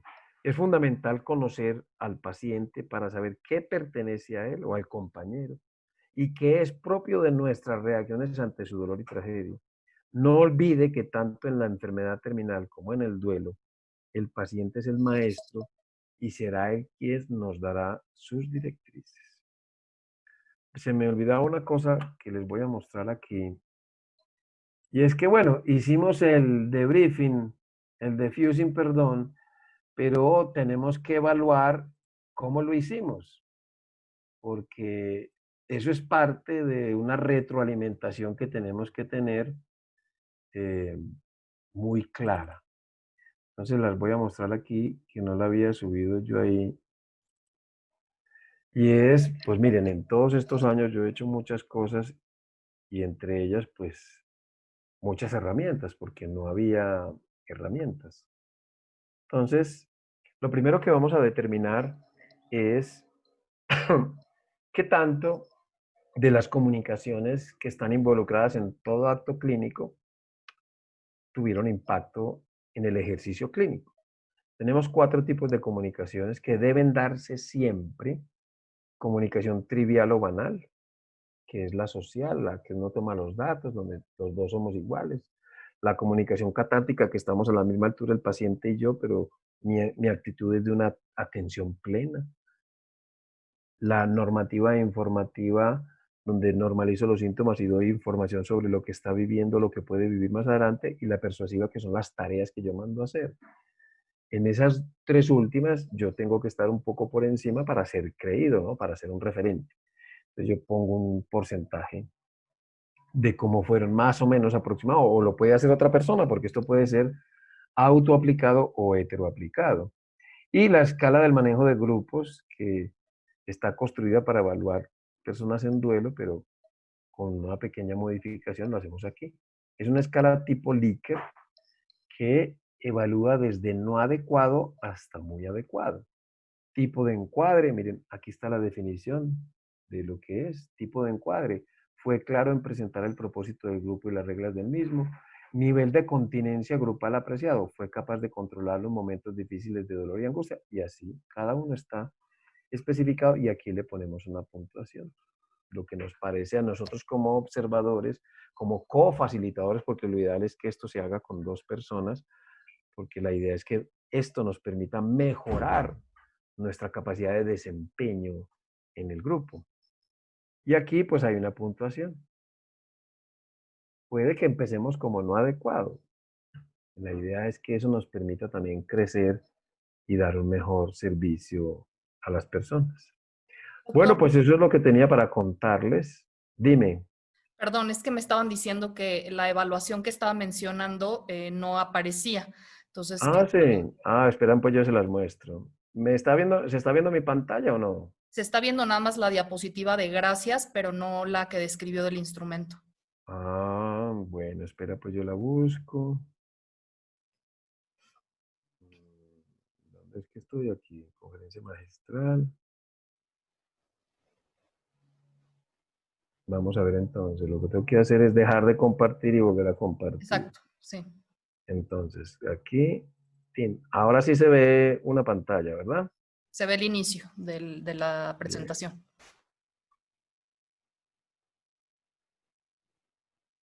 Bueno, Ah, ahí está. aquí está, Ajá, sí. escala del manejo de grupos. El siguiente cuestionario debe ser aplicado por el cofacilitador en relación con la función llevada a cabo por el facilitador en el manejo del grupo. Responder inmediatamente termina el grupo. Aquí está. Escala tipo Likert, que les decía. Son 11 preguntas desde no adecuado hasta muy adecuado. Entonces, aquí les voy a leer las preguntas, miren. Tipo de encuadre. Fue claro en presentar el propósito del grupo y las reglas del mismo. Nivel de continencia grupal. Fue capaz de controlar los momentos difíciles de dolor o angustia, desde no adecuado hasta muy adecuado. Nivel de claridad y síntesis en sus intervenciones. Fue claro en sus intervenciones y no se extendió en ellas. Distribución del tiempo para cada persona del grupo. Le dio a cada miembro del grupo el tiempo, ese es un error necesario, y supo controlar delicadamente a quienes se extendían en sus comentarios. Distribución del tiempo para las diferentes fases del grupo. El encuadre, la presentación, bueno, se ajustaron a las necesidades del grupo y cada una fue desarrollada. Como esta escala está para los grupos de duelo, pues los grupos de duelo tienen esa estructura. Tengo que corregirla, pero simplemente es de texto. Mantenimiento del mensaje de esperanza. En los momentos difíciles recapituló sobre lo sucedido y mantuvo el mensaje de esperanza. Duración del discurso del facilitador, habló justo lo necesario. Respuesta a las preguntas, respondió a todas las preguntas que se hicieron de forma acertada y clara, sin ambigüedades. Manejo de las situaciones conflictivas que pudieron presentarse, se manejaron de forma clara y asertiva. Comunicación no verbal ajustada a la situación, hubo coherencia en sus comunicaciones verbales, no verbales y paraverbales. Y calidad del cierre, hizo un pequeño resumen de lo vivido y aplicó estrategias de desactivación como la técnica de la meditación en un minuto. Y aquí está pues la puntuación. Como son 11 preguntas y cero es no adecuado, pues todo lo que sea menor de 11. Y si todas son muy adecuadas, pues será 33, o sea, muy adecuado. Muy bien, pues eso es lo que traía yo para comentarles hoy. Pues ahora, si les parece, les escucho las preguntas. En lo que vemos si hay más preguntas, ya tenemos por lo menos tres, doctor, que son, una es, ¿qué estrategia es de la maestra Fátima que dice qué estrategia podemos tener para poder llamar al personal de la salud a pedir ayuda? Porque la Estrategia Nacional de Atención a la Salud Mental de la Secretaría de Salud han tenido esa limitante, que el personal no está llamando a las líneas que se han destinado para este fin, solo contestan cuestionarios y a pesar de la sugerencia de buscar ayuda al final y la disponibilidad que hay del equipo, no lo hacen. Yo ya contesté por chat un poco de lo que yo he tenido la experiencia y nos ha transmitido expertos que también ya lo están haciendo, pero obviamente pues le damos voz, doctor, para que usted nos pueda platicar de esto. Bueno, mira, hace unos meses en el Hospital General de Mexicali, que es donde más hemos desarrollado el diffusing, eso fue el año pasado, como a mediados, no me acuerdo, se suicidó una auxiliar de enfermería, una enfermera, perdón. Se la encontraron en un baño con una sobredosis de fentanilo. Entonces, la verdad, no hicieron nada. Dijeron, los profesionales que estén muy afectados, pues que acudan al psicólogo. Por supuesto, nadie llamó. Entonces, lo que hemos venido haciendo, yo les cuento un poquito la historia.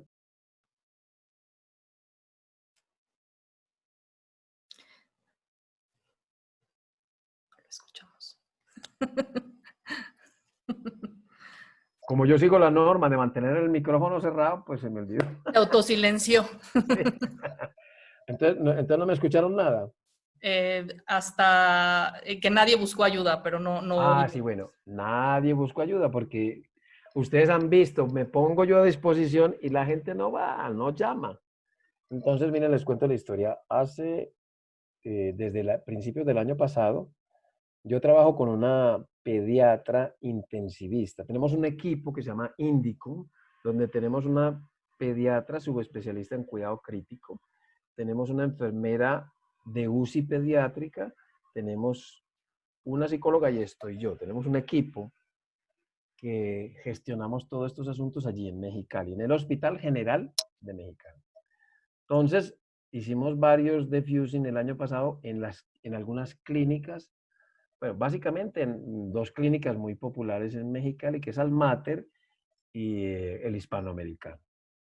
Por crisis, por ejemplo, les doy un ejemplo, una familia, un equipo de enfermería que estaba muy angustiado por una mamá que era extremadamente conflictiva con su niña de leucemia, porque trabajamos en asocio pues con los hemato-oncólogos de Mexicali, con uno de ellos en especial.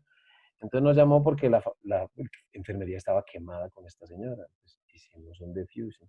En otras ocasiones fue porque hubo una muerte muy traumática. En otro fue porque, me acuerdo que el primer defusing que hice yo en Mexicali fue con un neurocirujano, el mejor neurocirujano que hay por Baja California, con su anestesiólogo especialista en anestesia neurológica y con esta pediatra intensivista que estaba haciendo conmigo un diplomado de lo infantil, porque operaron a un niño de 6 meses con una craneosinostosis.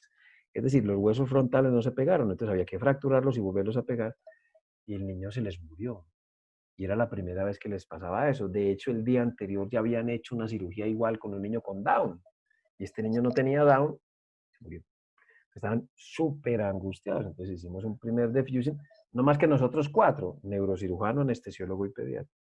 Entonces, de ahí empezó la doctora a ser doliente de la técnica. Es decir, vio que eso era efectivo, entonces empezamos a hacerlo cada vez que había una crisis en el hospital, en cualquier hospital. A raíz de esto ya habíamos hecho, porque yo he dictado ya 2 cursos de tanatología clínica hospitalaria en el Hospital General de Mexicali y en el Hospital Materno Infantil de Mexicali. Y pues digamos que el hospital ya estaba un poco sensibilizado porque hablamos de cómo dar malas noticias, que en eso andamos los médicos muy quedados.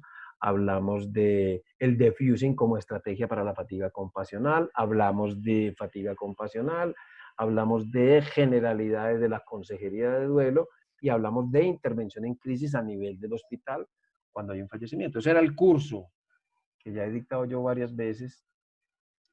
Entonces ya estaban, digamos, sensibilizados en la técnica. Entonces empezó esto y empezamos, bueno, yo capacité. La primera cosa fue que el Hospital General, con la dirección que tiene ahora, solicitó o recibió la sugerencia de un equipo de psicólogos que querían acompañar al personal. Entonces surge que si los podía yo capacitar.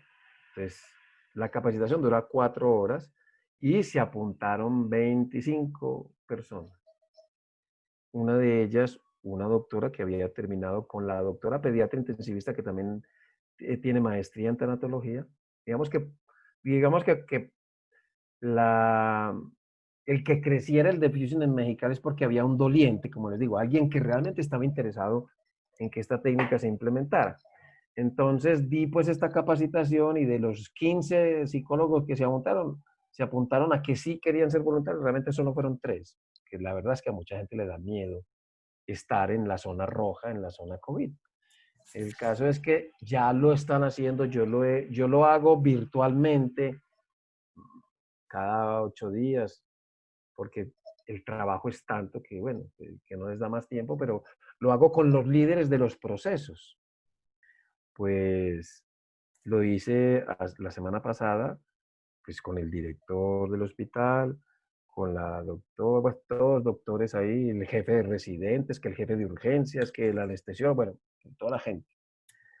Porque realmente están muy sensibilizados y están haciendo diffusing media horita, se reúnen los líderes todos los días. Y no solamente son diffusing con los líderes, sino que se están haciendo con el personal. ¿Cómo es que ustedes le llaman al de aseo, a los que hacen la limpieza? Intendencia. Intendencia, se hace con los de intendencia. Enfermería, hay una de las enfermeras que está haciendo el diplomado conmigo, el que tenemos en la UABC de tanatología infantil, que ella es enfermera intensivista y también trabaja en una unidad de cuidados intensivos del IMSS, lo está haciendo con su personal de enfermería. En el mismo curso, una doctora de medicina familiar de la Clínica 30 del IMSS, también lo está haciendo y ha encontrado pues la respuesta. La verdad es que esta técnica es muy buena y hay cierto, eh, la gente se empieza a sentir un poco más cómoda y necesita y realmente pide el diffusing. Entonces, nosotros ofertar y que la gente venga, como tiene tantas demandas, primero son jornadas extenuantes, el tener esa ropa encima es supremamente agotador, llegan cansados con todo ese trastorno obsesivo compulsivo que nos obligan a hacer tanta limpieza, que se tienen que encuerar para poder entrar a la casa, que eso es hasta bien gracioso, ¿no? Pues llegan cansados, lo que quieren es dormir, pues normalmente no suelen buscar ayuda. Puede que sí, que de 100 tal vez 2 o 3 acudan y vale la pena, pero necesitamos ir allá, necesitamos ir donde están. ¿Por qué? Porque yo puedo estar aquí diciéndole a usted, no, me llaman y cualquier cosa, pero yo no estoy viendo lo que ustedes están haciendo y lo que ustedes están viviendo. Cuando yo estoy allá viendo lo que ustedes están viviendo, ya soy parte del grupo, no soy un externo que no sabe lo que hacemos. Entonces, digamos que da mucha más confianza cuando estamos metidos allá que cuando estamos al lado de un computador, pues en el otro lado de un computador, bueno, un teléfono. Entonces, por eso probablemente no haya dado tanta efectividad, pero para que podamos sembrarlo, necesitamos un doliente en cada institución. Si no, va a ser muy difícil. Sí, es como ir generando alianzas con el mismo personal, porque también si ellos ven, y hemos hablado mucho en nuestros seminarios de la parte del liderazgo, ¿no? Si ven que el líder es el primero que va, que acude a las sesiones y pone este modelo a seguir de yo quiero cuidar mi salud emocional y sé que es importante, pues de ahí también se va a derivar que otras personas puedan hacerlo, ¿no? Creo que tiene que ver también mucho con eso. De hecho, hace 8 días di un diffusing, no sé si tú estuviste, uno que hice Sí. abierto, pues ahí estaba un doctor del hospital de la Universidad Nacional en Bogotá, que es como decir el hospital de la UNAM, un Ujú. super hospital, pues con una unidad de cuidados intensivos que tiene cerca de 50 camas en UCI, tiene 12 intensivistas, o sea, una unidad de cuidados intensivos grande, y quedó encantado e implementó el diffusing como estrategia para evitar que su personal se queme, porque si tiene 12 intensivistas, imaginen la cantidad de enfermeras que tiene, pues tiene un montón. Sí, y entenderlo así, ¿no? Como que no, precisamente lo que usted resaltaba, no es una técnica como tal de psicoterapia, es una técnica de desactivación para evitar que el personal se lleve todo esto a su casa, o se desintoxique de todo lo que ha vivido y justamente pueda funcionar mejor en su día a día, pero tiene que ser breve porque de pronto en algunos lugares están haciendo intervenciones larguísimas o de varias sesiones No, no, consecutivas, no, no. entonces tenemos que entender que en esta primera fase de atención al personal de la salud, las intervenciones tienen que ser breves y de intervención en crisis. Ya posteriormente se dará lo que sigue, ¿no? Otra cosa, puede ser terapia individual. De hecho, Exactamente. mira, un error que se cometió al principio por los psicólogos que apenas estaban digamos, trabajando ya en vivo lo que era la técnica, era que hablaban mucho. Pues uno un poquito ansioso. Entonces, recordemos que esta técnica no es una conferencia. Es exacto. una técnica de descarga y que cuanto menos hablemos, pues mejor habrá sido el resultado, ¿no? Así es. Voy a hacer otras de las preguntas que por aquí tenemos. Y es, María Mereyes pregunta, ¿qué podemos hacer para favorecer el trabajo en equipo entre médicos y enfermera o enfermería? Pues con la falta de personal que se está dando, se carga el trabajo, pero no hay solidaridad entre ellos. Bien, como miren, esta situación es nueva para todos. No habíamos estado antes en una situación tan crítica, con lo cual se están generando muchas cosas críticas. Recordemos que el estrés de un equipo de trabajo es la suma de los estrés individuales. Habrá gente que lo maneje mejor, habrá gente que no. Entonces, pasa cuando trabajas con las familias. El problema no es entre ellos, el problema es de ellos. Lo que pasa es que inevitablemente uno descarga pues las frustraciones en los que tiene al lado. Casi siempre se lo lleva para la casa, pero y la paga las consecuencias el marido, la esposa, los hijos, los hermanos, lo que sea. Pero tenemos que ser conscientes de que no es un problema entre nosotros, sino que es un problema de nosotros y tenemos que aunar esfuerzos.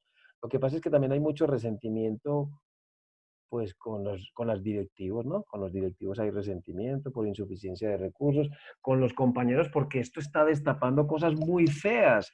Gente que en España se dice se escaqueó, o sea, desapareció. Es que no, me incapacitaron, o sea, gente, y están dejando qué. Les cuento una cosa en algunos hospitales de Tijuana. Se fueron los jefes y dejaron al, no hay adscritos, sino que son el personal básico el que está llevando toda la carga. Y casi, pues es el personal de enfermería, porque se van. Entonces están destapando, esto ha destapado cosas muy feas que no esperábamos de un compañero. Ese médico como era de buena gente y ahora está mostrando una cosa fea. Entonces es por, también por el estrés individual que tenemos todos. O sea, tenemos que crear estos espacios precisamente, estos espacios de diffusion, porque puede haber ciertas adaptaciones del diffusing siguiendo la misma técnica, pero puede ser un diffusing enfocado a descargar la irritabilidad que tenemos, a validarla y que el personal conozca estrategias de afrontamiento más adecuadas para que no haya pelea entre nosotros, sino que nosotros como equipo vamos a luchar. Hace muchos años, fíjense que llegó una persona a mi consulta, una señora diciéndole que el hijo estaba muy enojado y que no sabía qué hacer con el hijo, que estaba muy irritable. Dije, ¿por qué no construyes en tu casa un rincón del desahogo? Me dijo, ¿qué es eso? Pues un rincón donde tu hijo esté irritado, pues va y descarga las cosas. Tienes rincón para ver televisión, para comer, para bañarte, para dormir, para platicar, etcétera. Pues un rinconcito, cuelgas un saco de boxeador y le pones papel para que rompa y le des puños ahí ya. Ah, sí. El caso es que a los 8 días le dije, ¿cómo te fue? Sí lo hiciste, me dijo, sí, doctor. ¿Y sabe qué me pasó? Llegué del trabajo toda enojada. ¿Y sabe qué me dijo? Mi hijo, mamá, al rincón del desahogo, porque aprendió que es un espacio para crear. A mí en Mexicali todavía no me han hecho casos, pero de que tengan un rincón del desahogo. Pero eso sí que sería bueno, porque yo descargo mi frustración contra el saco, no contra mis compañeros, o peor, me la llevo para mi casa.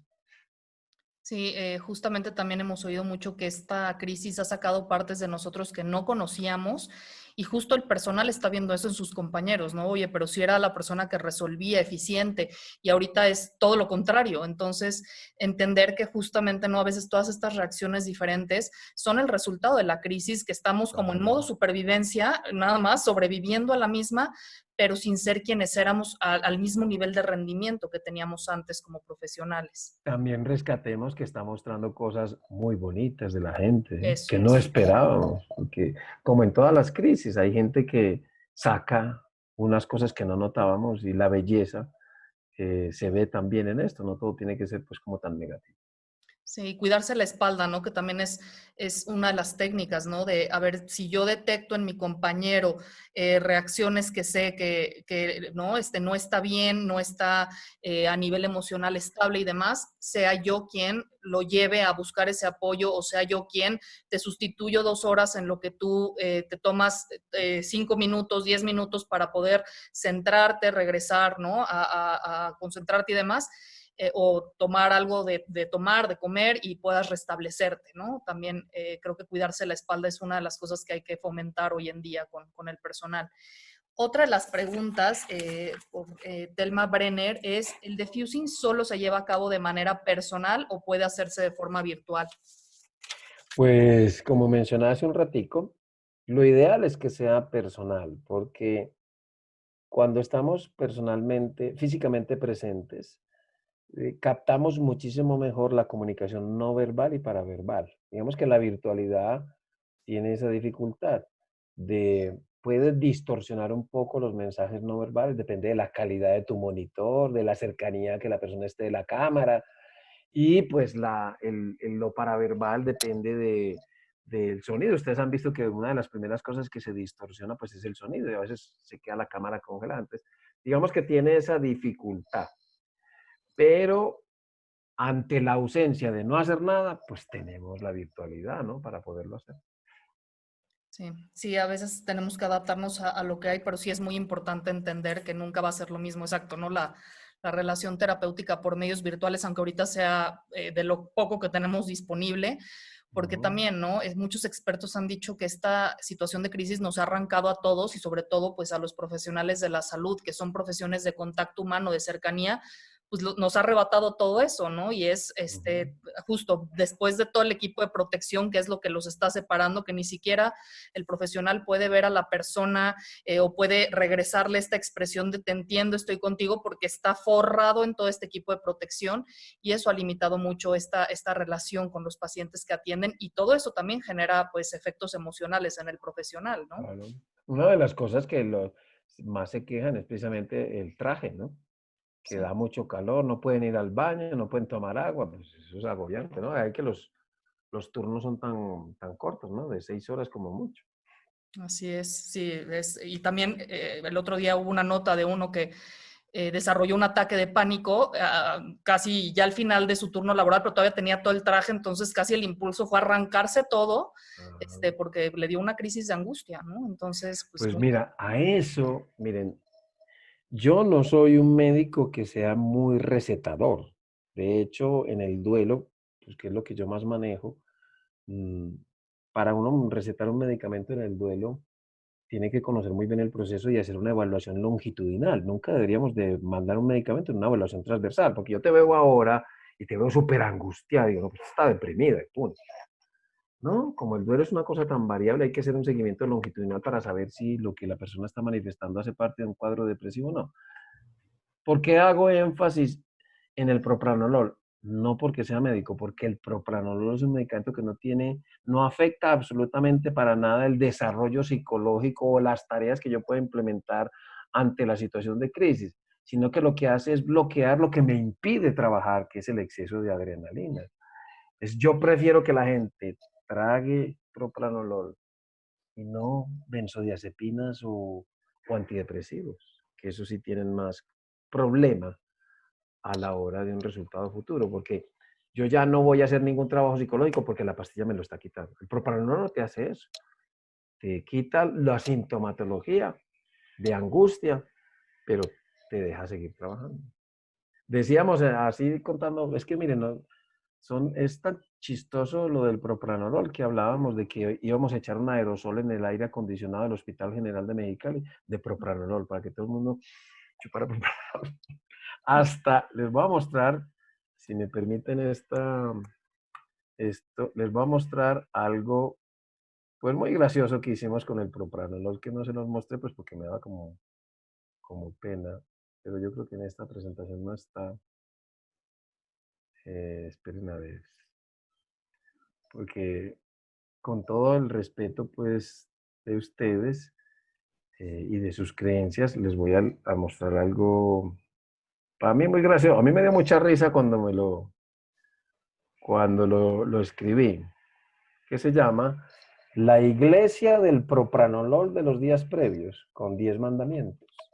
Amarás al propranolol por encima de todos los medicamentos, no desearás el propranolol de otros, no tirarás el propranolol a la basura, santificarás su uso, no tomarás propranolol en vano, honrarás a propa y a nolol, no usarás el propranolol en otras cosas, no dirás mentiras sobre el propranolol, no desearás otro medicamento, Otra solo vez no se usarás... ve su imagen, doctor, me están diciendo por Ay, chat. pero qué raro. A Es que ver, tiene que volver, sí, dejar de compartir y sí. compartir ya que la abrió, porque si no, por alguna razón. Ahí está. Ahora sí se ve, ¿verdad? Ya. Bien. Bueno, esos son los 10 mandamientos del propranolol. Plegaria, que indica los efectos del propranolol. Amado propranolol, líbranos de todo estrés y ansiedad de la vida diaria, que nuestra existencia transcurra en calma, sin palpitaciones, temblor o sudación, y que pueda hablar libremente sin que las palabras me confundan o se me olviden, y que mi genio sea calmo y tierno. Gracias a ti, propranolol, por los días de calma y paz interior. Amén. Eso es lo todos nos reímos cuando escribimos eso, porque es muy chistoso, pues, para, respetando, como les digo, las creencias personales. Muy bien, Muy gracias bien. por compartirnos, doctor. También Patti Hernández pregunta, ¿qué programas hay para capacitarse en esta técnica del diffusing? No tengo ni idea, muchachas, yo y muchachos, lo que yo lo estoy haciendo porque es algo que manejo hace muchos años. Miren, a ver, les cuento también un poquito de historia. Yo capacitaba mucho a psicólogos del Colegio de Psicólogos de Madrid. De hecho, yo capacité a las personas en intervención en crisis y en duelo. Justo un mes antes estaba yo allí haciendo eso del atentado de Atocha, del 11 de marzo, no me acuerdo el año que fue. Y fui pues muchas veces, yo tengo nacionalidad española, entonces yo iba muchas veces allá. De hecho, soy profesor de la Universidad de Málaga y cuando no había crisis, iba todos los años a Málaga, me iba el viernes y volvía el domingo. Imaginen la paliza que me daba yo hasta por allá. Pero me encanta porque valía la pena ir a tomar unos vinitos con un pescadito frito allá en Málaga, que es una dicha. Entonces, tenía un amigo que se peleó conmigo, porque una vez me llamó a que le dictara un curso de intervención en crisis para psicólogos altamente capacitados del SAMU, que es el Servicio de Atención de Medicina de Urgencias de Madrid. Entonces le dije que yo venía haciendo mucho tiempo de briefing y de fusion. No, que esa técnica, no, que eso está muy cuestionado, güey. Y se peleó conmigo y no volví a saber de él. Lo que pasa es que el debriefing y el diffusing tradicional han sido cuestionados en parte porque como esta técnica creció tanto, todo el mundo le cambió, se desligó del protocolo original de Mitchell y empezaron a hacer lo que les daba la gana. Entonces, digamos que cayó en no mucho prestigio. Entonces, por otra parte, otra de las críticas es que los estudios que se han hecho sobre un debriefing de una sola sesión. Y sería, yo qué sé, absurdo, soberbio decir que yo les di una plática sobre duelo y quedaron todos arreglados y con eso fue suficiente. No, porque siempre se dijo, y en el protocolo de Mitchell está así, estas técnicas deben hacer parte de un protocolo de atención. No es algo que se haga, que hagámoslo este fin de semana a ver cómo nos va. No, debe ser parte de un protocolo de atención. Y la segunda crítica que me parece absurda, pero algunos investigadores la mencionan, es lo que se llama la retraumatización o el trauma secundario, que porque cuando empezamos a decirle a las personas, cuénteme lo que vivió, lo estamos retraumatizando y que eso no es bueno para la gente, cuando de hecho lo que hacemos en duelo, que se llama la técnica narrativa, es cuénteme la historia y cuéntemela todas las veces, porque cada vez que lo cuentas, sanas. Y hay una analogía, que es una herida. Si una herida la limpias, la primera vez te duele y la segunda, pero ya cuando la has limpiado mucho, sanas. O sea, esa crítica de la retraumatización o trauma secundario no es válida. También hay unos pequeños errores, y es que, por ejemplo, se dice que el debriefing y el diffusing deben hacerse en las primeras 24 a 72 horas porque se presupone una hiperactivación exagerada a las 24 horas de estar sometido a un evento crítico. Y sabemos que la hiperactivación comienza a la media hora primero inmediato con la activación del eje neural y una severa activación con la activación del eje neuroendocrino y el exceso de estas hormonas. O sea, hay unas pequeñas inconsistencias y precisamente, pues si no sabemos hacerlo, pero no es sino estudiar los lugares donde se hace debriefing y diffusing, que son muchas partes en el mundo, y son técnicas que sí tienen muy buen resultado, si seguimos el protocolo de Mitchell. ¿De acuerdo? Y supongo que también Patti se refería a estos programas de capacitación. Usted da uno en Diffusing, ¿no? Entonces, Sí, yo doy un yo curso en Diffusing, sí. creo que por ahí va su pregunta, ¿no? Que Son justo, 4 horitas, pues si ustedes organizan, pues nos lo programamos. Yo ahora con esta cuarentena, aquí nos acabaron de ampliar la cuarentena obligatoria hasta finales de mayo, o sea que aquí estamos, o sea que si se organiza y hay un número de personas, podamos 10 personas, 15 personas, pues lo hacemos. Son 4 horas, o sea, tenemos que mirar que ustedes también tengan un horario y disponibilidad para hacerlo. sí, muy bien, doctor, perfecto. Lo organizamos sin duda. También hay otra pregunta de Alina, que es la clave, bueno, ella dice, la clave es ser doliente y que en su ciudad no hay apoyo por parte de los directivos y hay personal interesado en ser apoyado. Y también comenta, también iniciamos con sesiones con personal de enfermería para manejo de estrés y primeros auxilios psicológicos. Brevemente les preguntamos cómo se sienten. Ya en la etapa que nos encontramos, ¿se podría continuar con estos grupos aplicando Diffusing? Muy acertado el comentario de ambos porque el personal se molesta por estas reacciones que tiene el personal. A ver, porque es que, a ver, esa no tiene apellido. Alina, ¿qué? ¿Sin H o con H? Alina con H. Si quieres, Alina, desactivar tu micrófono y platicarnos un poco Sí, más. porque es que la doctora de Mexicali, la pediatra intensivista tanatóloga, se llama Alina Avendaño. Entonces no sé Ah, si la... ella es Alina Hernández y ya desactivó su Ah, micrófono. La bueno, escuchamos. perfecto. Sí, Sí, yo soy con H, entonces de Puerto de Veracruz, Estamos México. oyéndote muy está, lejos, Alina. Si puedes, ya sea hablar más fuerte o acercarte más a tu micrófono. estás en el puerto de Veracruz, fue lo que alcancé a escuchar. Sí. Así es, en el puerto de Veracruz trabajo en un hospital de sector salud. Más que nada mi comentario, bueno, referente a la molestia del personal, como se escribió enseguidita de lo que yo había comentado anteriormente, de lo que decían de, bueno, a veces es la persona que más se encuentra apta para reaccionar ante situaciones de crisis en servicios como tococirugía o urgencias, y nos encontramos con esto de que es que ella tiene miedo, es que ella tiene, no quiere entrar a hacer el manejo con los pacientes. Entonces había cierta molestia, entonces nosotros platicábamos esto, bueno, como tal, el ser empáticos con nuestro equipo también, ¿no? Es el trabajar en equipo en estos momentos, y que dices, bueno, si yo estoy detectando que mi compañera hoy no se encuentra lo más apta, a lo mejor ella haría otra tarea, otra actividad y yo entraría a esas 2 horas, como comentaban, o 1 hora, para que no se creen estos conflictos dentro de los grupos, porque la verdad sí nos estamos viendo muy, Desbordado. muy desbordados y también muy limitados en el personal. Digo, Ujú. todavía estamos en una fase donde sí se están saturando ya los servicios. Iba a escribir por ahí, tenemos el servicio de la UCI con 6 a 8 camas nada más. De ahí un piso se adecuó para pacientes para tratamiento de COVID y ahorita se está aperturando lo que es el servicio de medicina interna para pacientes COVID. O sea, esto va creciendo. Nosotros vamos apenas en la Ujú. fase de que se está empezando a llenar los servicios y como tal, sí es un hecho que no, de 10 propuestas que hicimos, el servicio de psicología nada más aceptaron 2.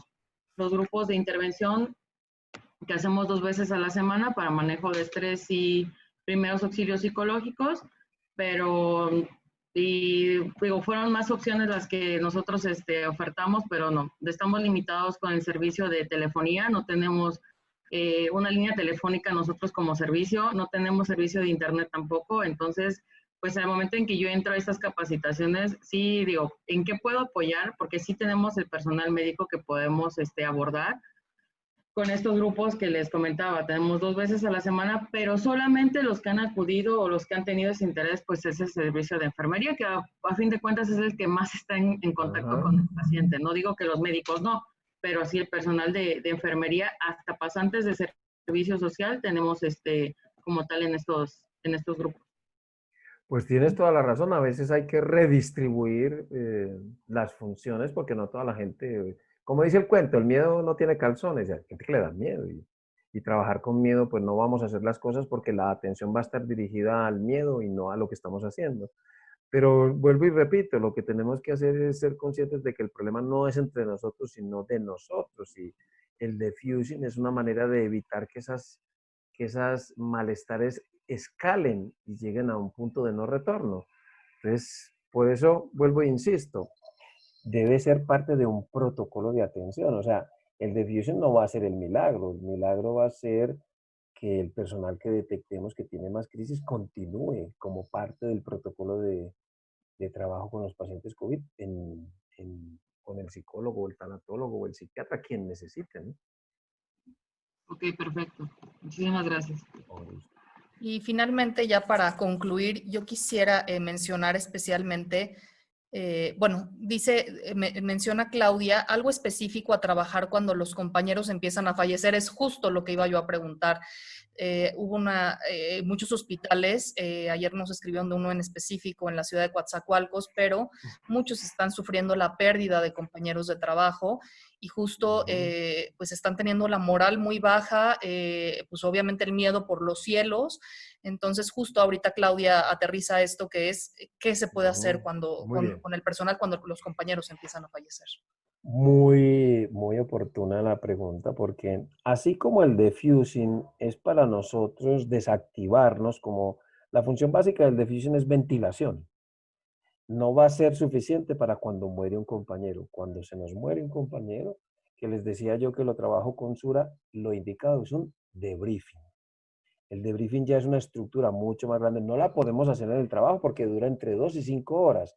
Tendría que ser en horas no laborables y puede incluir mucha gente. Al fin y al cabo, los compañeros son una familia, entonces la familia está afectada y hay que trabajar como familia un debriefing, que tiene una estructura parecida. El problema del debriefing tradicional es que está compartimentado. Pues hay una presentación, igual que en el diffusing, pues lo que es el encuadre, ¿no? El propósito de la reunión, las reglas, y primero hay la fase cognitiva, que es el relato de los hechos, luego la fase eh, de los pensamientos. No, la primera fase, sí, la fase conductual, la fase emocional y la fase cognitiva. Pero yo puedo empezar a contar lo que viví, pero no puedo contar cómo me sentí ni lo que pensé. Y si somos 15, pues entonces eso no es muy práctico en este contexto. Por eso lo que yo he hecho con la adaptación del debriefing, que lo hago en empresas y con las familias, es que de una vez lo cuenten todo, que la persona cuente qué fue lo que pasó, cómo se sintió y qué ha hecho hasta ahora y qué pensó. Y cada uno. Lo indicado en el caso de la muerte de un compañero, pues habría que hacer uno o más de briefing, porque no todos pueden estar juntos, porque hay unos que trabajan y otros no, entonces por turnos. Habrá que hacer un turno con los 6 o 7 compañeros que son de la mañana y luego otro debriefing con los compañeros de la noche o de la tarde, pues. Pero lo indicado es un debriefing que permite más exploración, más estrategias, más catarsis, porque tenemos entre 2 y 5 horas. Mire, uno va a un debriefing y no sabe qué se va a encontrar ni cuánto va a durar. Eso sería lo más indicado. Muy, muy lamentable, ¿no? Que se esté viviendo esto en el día a día, porque es una de las situaciones traumáticas más difíciles, ¿no? Que no nada más el personal se está enfrentando, y lo ponía hace ratito en el chat, al duelo de los pacientes todo el día, ¿no? O sea, de ver morir pacientes, sino también a la muerte aparte del personal, de sus colegas, de los que considera su familia, más la historia de duelo personal que ya traiga cada uno, ¿no? Que puede, pues, incrementar o no el riesgo de reacciones a lo mejor más complicadas, patológicas, desadaptativas, pero bueno, importante también abordarlo. Comenta Paloma Ansúrez, estos temas siempre son necesarios y en tiempos de pandemia su importancia incrementa. Gracias por la oportunidad. Y bueno, muchos que agradecieron esta oportunidad, ¿no? Les agradezco por compartir sus conocimientos y experiencia. Gracias a los expertos. Estaría increíble continuar capacitándonos. Sería estupendo, etcétera. Muchas gracias, doctor. Creo que todo el mundo quedó muy, muy satisfecho. Me alegro poder echar una manito. Que no se nos olvide que esto es entre todos, ¿no? Sí, pues es lo que estamos tratando de hacer, colaborar entre todos para, pues, el mejor beneficio de no solo nuestra comunidad, país, entre nosotros. Entonces creo que ahí lo vamos logrando. No todo está siendo fácil de implementar, ciertamente. Sé que está habiendo un gran esfuerzo también de todos los colegas psicólogos que implementaron estas líneas de atención. Entonces, pues tratar de encontrar, ¿no? Cómo captar al personal y tal vez intentar las técnicas presenciales y ya después migrarlas, si es que ya no es posible continuarlas, a la parte virtual, pero sí muy importante que el personal te conozca, se vincule contigo como terapeuta y poder establecer una buena relación terapéutica con ellos. Muy bien, pues muchas gracias.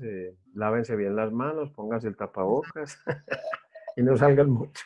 Exacto, Muchas igualmente. gracias. Gracias a ti por la invitación. Gracias, seguimos en contacto y Vale, ojalá ok, podamos seguir colaborando. Muchísimas gracias y gracias a claro que todos sí. por su presencia el día de hoy. Ok, Hasta luego.